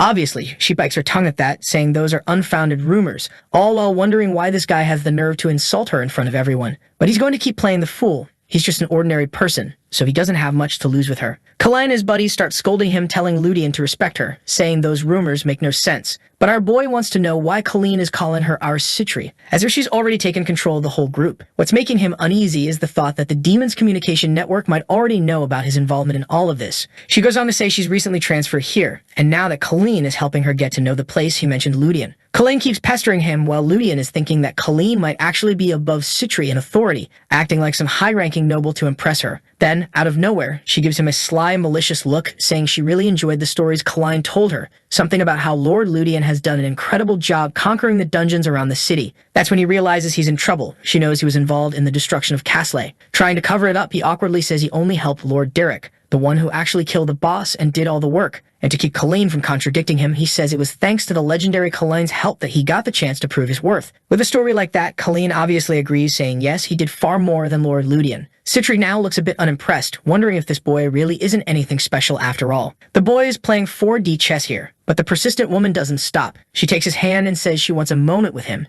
to hear every little story about what he's been up to. But he quickly shuts her down with, "I'm not in the mood." She's taken aback, but he just says he's too busy. Meanwhile, Diablo is enjoying the show. Then Colleen grabs her hand and tells her to stop wasting her time on this idiot. He has plenty to show her. Before she can say anything, the blonde drags her away. At least he was useful for that much. Ludian notices that the troublesome woman is starting to make moves. Right then, Eddie calls to him saying she can sense one of the fragments he needs, one of his pieces, coming from that woman. This was information Ludian had absolutely no idea about. He remembers the moment when Eddie said he would need to collect several pieces, and that one of those pieces would make him stronger. He asks which piece it is, and Eddie replies that it's something called El Dorado Part 1. Apparently, it's basically like ChatGPT, because it's the part that holds the most information about the past and things like that. Ludian feels relieved that it's not a combat-related piece, which would make dealing with that woman much more complicated. But then Ivy explains that even though it has nothing to do with direct combat, it contains information on every type of magic and war machine. Depending on how the things stored inside are used, it could destroy 1 or 2 planets. That's when Ludian starts connecting the dots. Could this terminal be related to that portal that opened in the Empire? Since it's an item with such vast knowledge, maybe it's not a coincidence. And right then he says it looks like he's going to have to play around with Asmodeus. Next chapter, Luciella informs the 2 Keplers about Citri's entrance into the academy. There was no way to stop it since the third prince himself made sure of it. To make matters worse, the Empire specifically requested that she be protected and not face any danger. Maria says it's a good thing they didn't ask Luciella to take care of Citri, because that would have been a huge problem. Still, it's obvious this woman is here to cause her harm. Luciella just says that if she wants to try, she can. That's when Ludian steps in saying this is actually a good thing for them. This girl is the only adopted daughter of Gud, which also makes her the only person currently holding the association together. He had been wondering how he could get close to her when she's always at the prince's side, but this situation is perfect. It's the right moment for them to devour the United Theories Association, a group with more than 300 branches across the continent. These people control 20% of the Empire's logistics and possess enormous wealth. Elvin, however, points out 2 problems. First, how could they possibly take down such a massive group? Even if the Kepler family and the Delphian family joined forces, they still couldn't get close to the power these people have. Second, if Citri Belstead really is connected to the demons, why would she enter the academy without a plan? Our boy already knows all this. He's certain she left someone in her place to watch over the Empire, but they need to take advantage of this opportunity. If she came all the way here, it's because they're having to adjust their plans, and if they follow the conventional approach, it won't work. Besides, they probably have some time to prepare. Elvin says it's likely 2 or 3 months, and probably Gud's death disrupted their plans, since right after that happened, she showed up at the academy within a week. Ludian says maybe Citri took control of the company. Maria adds that the perfect method for her would be brute force. She probably wiped out everyone to take control. Ludian knows that's easy for her. Not only that, but the authority of the models allows her to perform brainwashing. With a power like that, organizing a trading company and seizing control is simple. Elvin suggests that the plan should be to free those people under her power and turn them into allies. But Ludian says no, they're there to devour. What's the point of freeing people who were subordinates? Elvin asks what he means by devour, and Ludian says he intends to swallow up the entire Theories Association. Elvin tells him to cut it out with that choice of words. Just say kill or take down. None of this swallow or lick nonsense. But Ludian is still saying he wants to devour the Belstead family. Luciella says it's madness. You can't do that now that Citri is in the city. But Ludian replies that it's exactly because she's adopted. Her inheritance was only granted because Gud had no relatives. The moment he handed over the souls to the demons, he killed all of his descendants. And of course, with the third prince involved, ordinary people don't stand a chance. But if there are no living relatives, could they just create one? After all, he has the ring that represents the Belstead family house. The Alphas ask if he really took it when Gus died, and he says yes. This thing is very convincing. Then he admits he couldn't possibly devour everyone alone. He's just laying out the plan. Luciella responds that even if he has the head of family symbol, it's still a huge fraud. He replies that they can simply have the prestigious Delphian family verify whether it's real. Navin wants to know what Luciella's decision will be. She says it's a good idea, which even surprises Elvin, who says he thinks it's a bit crazy. But now she's motivated, saying they're going to take down that association. Soon the newspapers start spreading the news. He thought they used some random person, but the one claiming to belong to the family of the late Gus is none other than Ludian himself. Everyone knows this will cause chaos in the Empire, and the problem is that if Ludian is actually accepted, the third prince will surely drop Citri completely. She'll lose all her influence. And there he is, the third prince, who even looks a bit like Kaline, fuming that the Delphians are going too far. Citri tells him to rest easy, and that she'll handle it. He nervously asks what she'll do, and she says she'll speak personally with Rujan. She pretends it's probably a misunderstanding they can resolve easily, but in truth, she's already studied Ludian's background and is eager to kill him. On the other hand, since he wants this family so badly, maybe she'll give it to him, obviously after making him her slave. The seductive authority she holds has clearly scrambled her mind. Dangerous territory here. Suddenly, she's right in front of Ludian. He turns and bolts. He knows he can't handle this. She says they're from the same family, and he laughs. She goes on acting all coy, saying the whole succession matter has become a mess, and that since they're close, they shouldn't be fighting. He laughs again, saying it's hilarious for her to talk about that when both of them are claiming the same inheritance. Then she opens her arms and says she can give him the position of head of the Belstaff family if he wants, on the condition that he stays close to her. He asks if staying close is really what she wants. She's practically drooling, saying he's fallen into her trap, and starts unleashing her powers everywhere. She tells him she doesn't just want the head position, she's sure he must also want to get rid of Lucilla, so why not ruin her plans together? If he supported her, she'd make Lucilla his slave. He'd have pleasure, wealth, honor, and anything he wanted. He says without hesitation that everything she's saying is pure nonsense. She's left stunned, not understanding. He asks if she wants him to repeat it. She steps back, trying to figure out how he can resist her. She had used the demon's authority, which is supposed to be absolute. Adi chuckles, saying that compared to Diabolo's attempt, hers was pathetic. Stitchery then demands that he tell her who he really is, since the only people her power doesn't work on are members of the dragon race or descendants of a god. He just says it's funny. Everyone keeps asking about his identity. He also points out that she talks a lot like Miss Casley. That's when Stitchery realizes it was him who broke the blood tomb. The problem for her now is that if her seductive authority doesn't work on him, she has no way to kill him. The cunning guy sits down and tells Miss Asmodeus to make herself at home. Together with Elagos and Marbas, they have been working hard to open that gate. Her anger only grows as she sits down, demanding again that he reveal who he is. Not only does he know her identity, but also the identity of everyone else involved. Ludian, however, says that who he is isn't her concern. He's here to get straight to the point. How about Lady Stitchery Belstaff forming an alliance with him? After all, he knows that until the moment she opens the demon gate, everything that happens to her is insignificant. On top of that, it would still take at least another 3 or 4 years. She's getting angrier by the second now that he's even quoting dates. She starts thinking that no matter how strong he is, even if it costs her life, she has to kill him right here. He laughs, saying she's jumping to an extreme solution, but if she's in such a hurry, she can try. Still, the moment she made a move, everything she planned would be ruined. Finally, she gives in and asks what he actually wants. He says he's already proposed the alliance, and besides, she should know she was the one who stepped into his territory first. She has no idea what he means by territory, while he's clearly trying to play 7th-dimensional chess, telling her he doesn't care who she is, since he could wipe out her group anytime he wanted. He's not even worried about that so-called gate. The real issue is that the other kingdoms are facing problems too. That's why she's going to have to compensate him properly and agree to a non-aggression pact. Naturally, she asks what the price is. Inside, the boy is grinning. It's simple. She has to hand over the trading association. He knows it's financially inconvenient, but when the gates open, none of that will matter. On top of that, they're forbidden from touching anyone from the Delphian family. She asks if that's really all, and he says there's just one more thing. She should stop seducing Kaline because he's one of his subordinates and he doesn't want to see his friend's life ruined. He's going far to protect that blonde troublemaker, isn't he? Our boy's being a real friend here, even though that blonde definitely isn't. Granted, Kaline is probably already under the influence of her power, and that's not an easy thing to resist. Stitchery is trembling, unsure whether to accept or not. The problem is, she has no idea what kind of seal could hold all this information,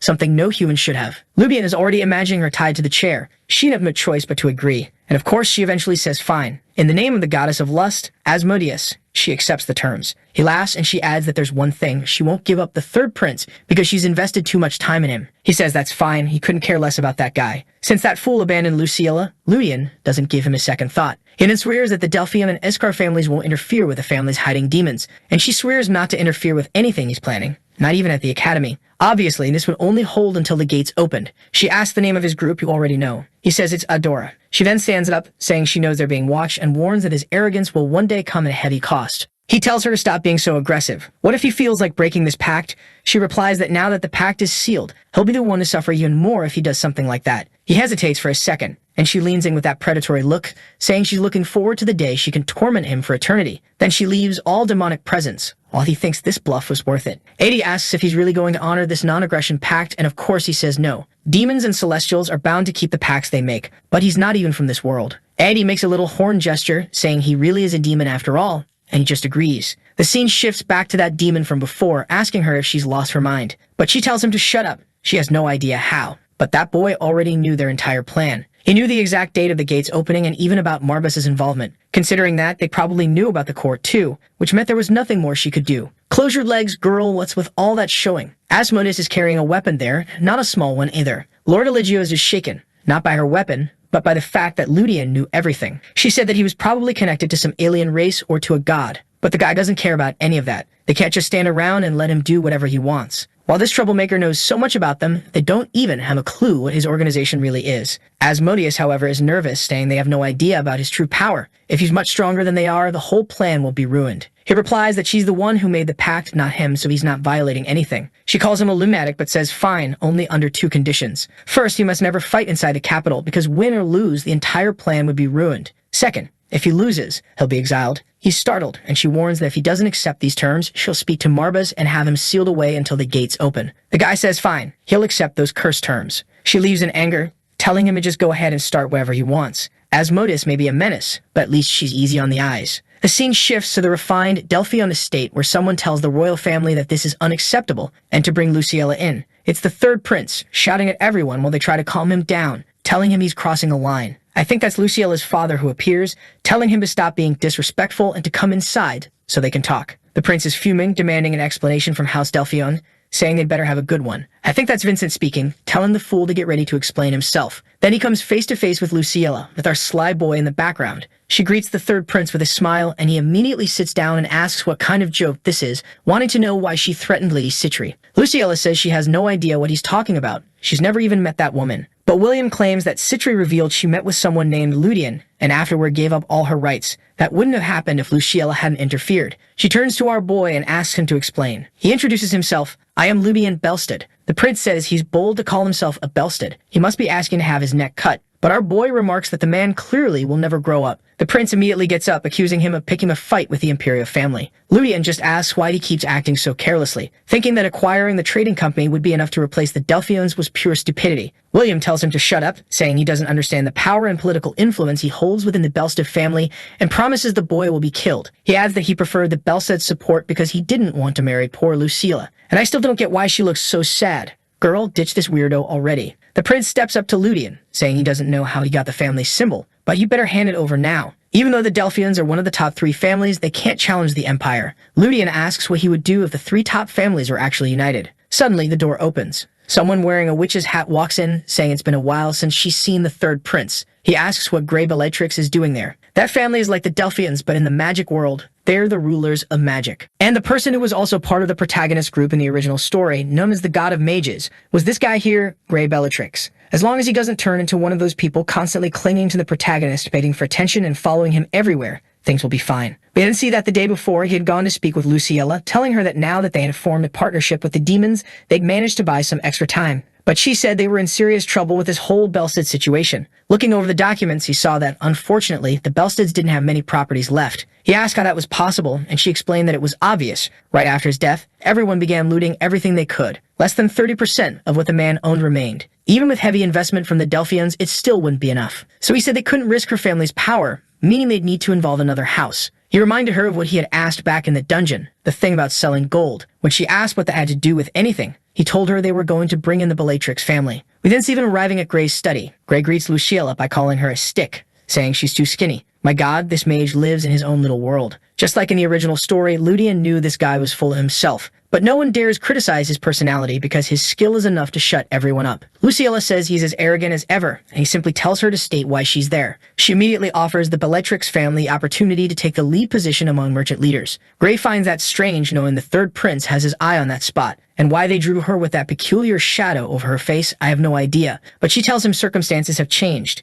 Even so, he sits at his desk and says he'll have to refuse. There's a lot to gain from this, but he doesn't want to go against the Imperial family. She insists, saying that with the two of them together, even the Imperial family wouldn't be able to oppose them. But he replies that the odds are still 50-50. If she wants him to join in something like this, she'll need to offer more. That's when Ludian speaks up, saying he has something to offer. He shares a few gold bars infused with magic, explaining that their purity is very high. He's interested in converting them into money and wants to know how much they could offer. Grey picks one up and says a single bar is worth at least 200 gold, which shocks Luciella, since 200 gold could buy an entire house in the capital. Grey remarks that not even the elders of the magic tower could get items this refined, so he asks where Ludian stole them from or where he got them. Ludian says they came from a dungeon, but he can't say which one. He wants to avoid attracting more interest from the Icecourt territory into raiding that place again. Grey says fine and asks if he's going to sell them, but Ludian says no. That's not the only thing he wants to sell. He then tells Adi to open the inventory, and suddenly gold coins start pouring into the room. The man is stunned. This all looked like magical metals and rare stones.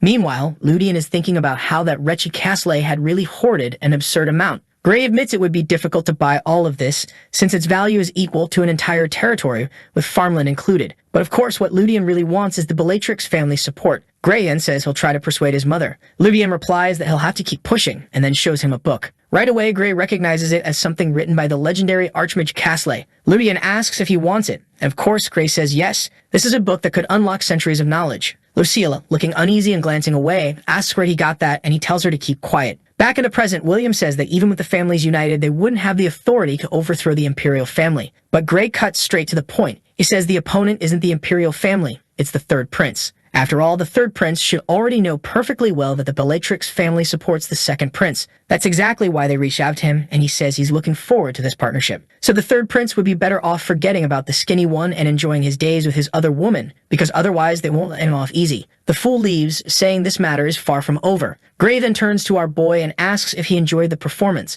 Lubian thinks to himself that things are finally starting to get interesting. At the same time, Gray is already walking off, saying he needs to get back to work. The guy's productive. Ludian thanks him. He's eccentric, but worth the trouble. Now he has to console the odd one standing there with tears in her eyes. I'll never understand. Did she really like the third prince? What's going through this girl's head? Apparently, she really did have feelings for him. She's remembering how, as a child, she was always adventurous, while he preferred modest women. But she never managed to be that way. Ludian likes to picture that giant image of her. Lucilla, the commander, charging at the front lines. Clearly, she was never born to be a modest woman. He reveals that the emperor once said that if Lucilla had been born 10 years earlier, he would have married her. Honestly, with statements like that, the emperor sounds like someone the Imperial FBI should be keeping an eye on. She's a bit surprised, but then she asks not to let herself get down. It doesn't suit her. She agrees, saying it really doesn't make sense. He tells her to go slap the prince, which makes her laugh. Our girl's acting a little heartbroken here, isn't she? She's crying over that prince, while Ludian's basically saying, forget the prince, be with me. You're so beautiful. Not much left for our poor guy here, or maybe there is. The fool left Rebecca behind to starve in the capital. What a disgrace. At the edge of a village, someone arrives saying they finally found a high-ranking demon named Iblis de Carabia. Apparently, he's an acquaintance of that Alex, and he wants to know who did it. The traces of magic had completely vanished, and he hasn't been able to track anything for a month. But every lead he's followed has brought him here. He knows that if he stays around, he'll eventually find the person he's looking for. Wait a second. He's arriving, and it's not in the capital. This is the old village of our boy. He's wondering why this place, which should have been attacked, looks untouched. On top of that, he knows Alex wasn't killed by Cato, but by an unknown individual. That's strange. An isolated village like this should have been destroyed by the cavalry alone. Something kept this place protected, and he knows that if he confronts the strongest person here, he'll eventually get his answer. And in the blink of an eye, he's behind Marco, who turns to ask who he is. The man seems disappointed, questioning if the dwarf is really the strongest person here. Marco goes to grab a knife, but in that same instant, the stranger grabs his face and orders him to be quiet and answer a question. What happened in this village when it was attacked? He releases Marco, who asks why he wants to know. He's already sure this stranger isn't from the Empire. Iblis says humans really do have trouble listening, then says fine and hurls magic, declaring he's no fool. A hand grabs Marco, and Iblis warns him to start speaking honestly, or the entire village will be gone before sunrise. And since it's just the two of them here, they're going to spend some time together. Marco decides he'd rather die than tell the truth. Iblis complains, saying he should have at least learned some form of mental magic by now. Now he's going to have to handle this the hard way. Marco is certain this is where he dies. But then our dear Rebecca appears, calling for the chief and asking what's going on. She's already got that dazed look in her eyes. The guy is confused, wondering why he didn't sense her approaching. He asks who this girl is, finding it strange. She gives off the impression of a high-level expert arriving, but her mana feels average, nothing special. She's staggering toward them alone, and he decides to be cautious, launching a few spells in her direction. And damn, she's pierced right through. What the hell? No, don't kill Rebecca like this, not when I just said our boy was starving back in the capital. Marco is shouting, saying he'll kill the bastard, thinking that in the end, she wasn't much of a threat after all. He lands a hit on Marco's leg too, but suddenly Rebecca is already behind him. I thought she was going to pull something off, but apparently he smashes her head into the wall again. He finds it strange that she's not even using mana to defend herself. Even so, his attack doesn't seem to be causing much damage. Marco tells Rebecca to run, but now the guy is intrigued. Her hair is changing color. He notices it instantly, but decides it doesn't matter. If he takes her head off, it's over. He sends an attack her way, but now it's her turn. She forms a ball of energy and starts absorbing his magic. He turns in confusion, and Rebecca is now fully transformed. The real shock for him isn't just that, it's the sheer, overwhelming amount of mana she has. He feels himself being completely drained and decides to go on the offensive.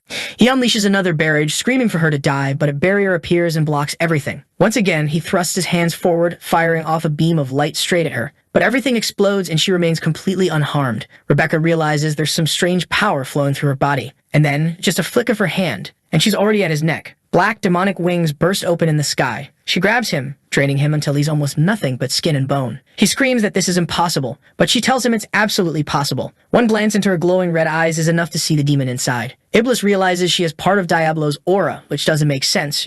She's supposed to be just a normal human. All the throne demons should have been sealed away long ago. He can't believe a creature like this has been hiding among humans. I don't know what exactly happens to him next, but she collapses to the ground, crying and calling for the village chief, saying she broke her promise. She had promised Ludian, but she failed. She's shouting, her aura flaring outward, saying she wants to see him now. Marco is completely confused.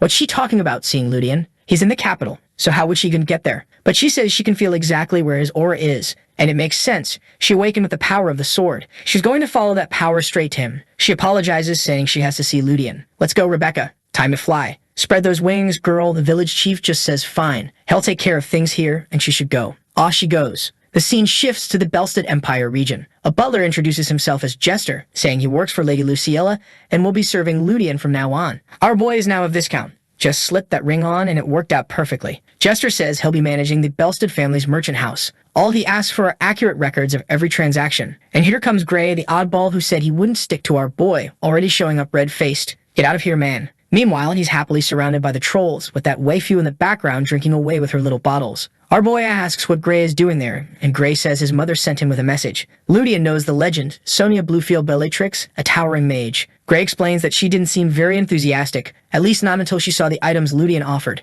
In his memory, she agreed almost immediately, already eager to see the Imperial family go up in flames. The only catch is that she doesn't know the exact value of that book and wants to speak with Ludian to compensate him properly. That's because these kinds of books carry an extremely high price tag and are sought after by every magic academy. Regardless of how complex a spell is, its foundation lies within books like this. That's why she wants a moment with him after the banquet. Gray then leans toward him and says that if Ludian has any more secrets or incredible items, he can hand them over too. Ludian is about ready to smack him. Some time later, he goes to meet Sonia Bluefield herself. She's there looking every bit the mage, holding a bottle and saying that if he's truly a Viscount, it shouldn't have a better wine than hers. Ludian immediately understands why Gray always looks like a drunk. Sonia congratulates him for becoming so famous in the capital. He's relaxed until she suddenly says she'd like to marry Gray to him. Too bad her son's a man. Oh, for crying out loud, I said the moment that guy showed up I didn't want him clinging to Ludian. The tipsy woman says selling her son wouldn't be a bad idea, it would save her a lot of money.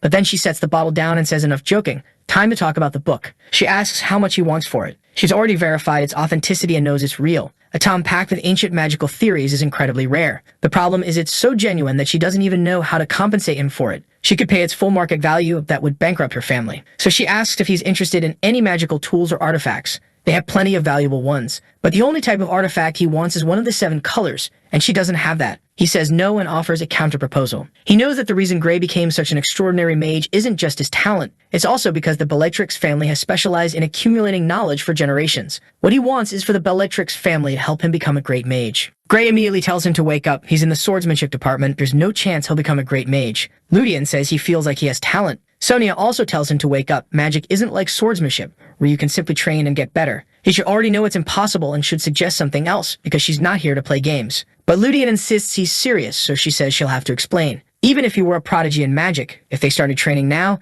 it would take 30 years for him to become a great mage. And that's assuming he trained 18 hours a day. Mage productivity, off the charts. She says they could speed it up with an even harsher regimen. No sleep, perhaps, but it still doesn't make sense to her. It would be a waste of money. Ludian says he'll accept a program that makes him a great mage in 10 years or less. She can only think he's lost his mind. But of course, Ludian's suggesting this because Ida has already calculated everything. He says she can put a clause in the contract stating they don't have to pay him anything if he doesn't reach that level. And if her house isn't capable, he can always come up with another plan. That's the final provocation. She stands, telling him to leave the academy and register at the Tower of Flames tomorrow. She'll create a perfect plan to make him advance as quickly as possible, even if he has no talent. Not that she believes he stands any real chance. Right after that, he says tomorrow won't work. He needs to leave for a month, so they'll have to start after that. Gray tells him to stop saying things like that to his mother because she'll lose her mind. Sonia slams her hand on the table and says fine. During that month, she'll be planning his study schedule. But since she'll be personally involved in this, he better be ready for what he's going to go through. Gray feels sorry for him, saying he has no idea what he's gotten himself into. Sonia grabs her bottle,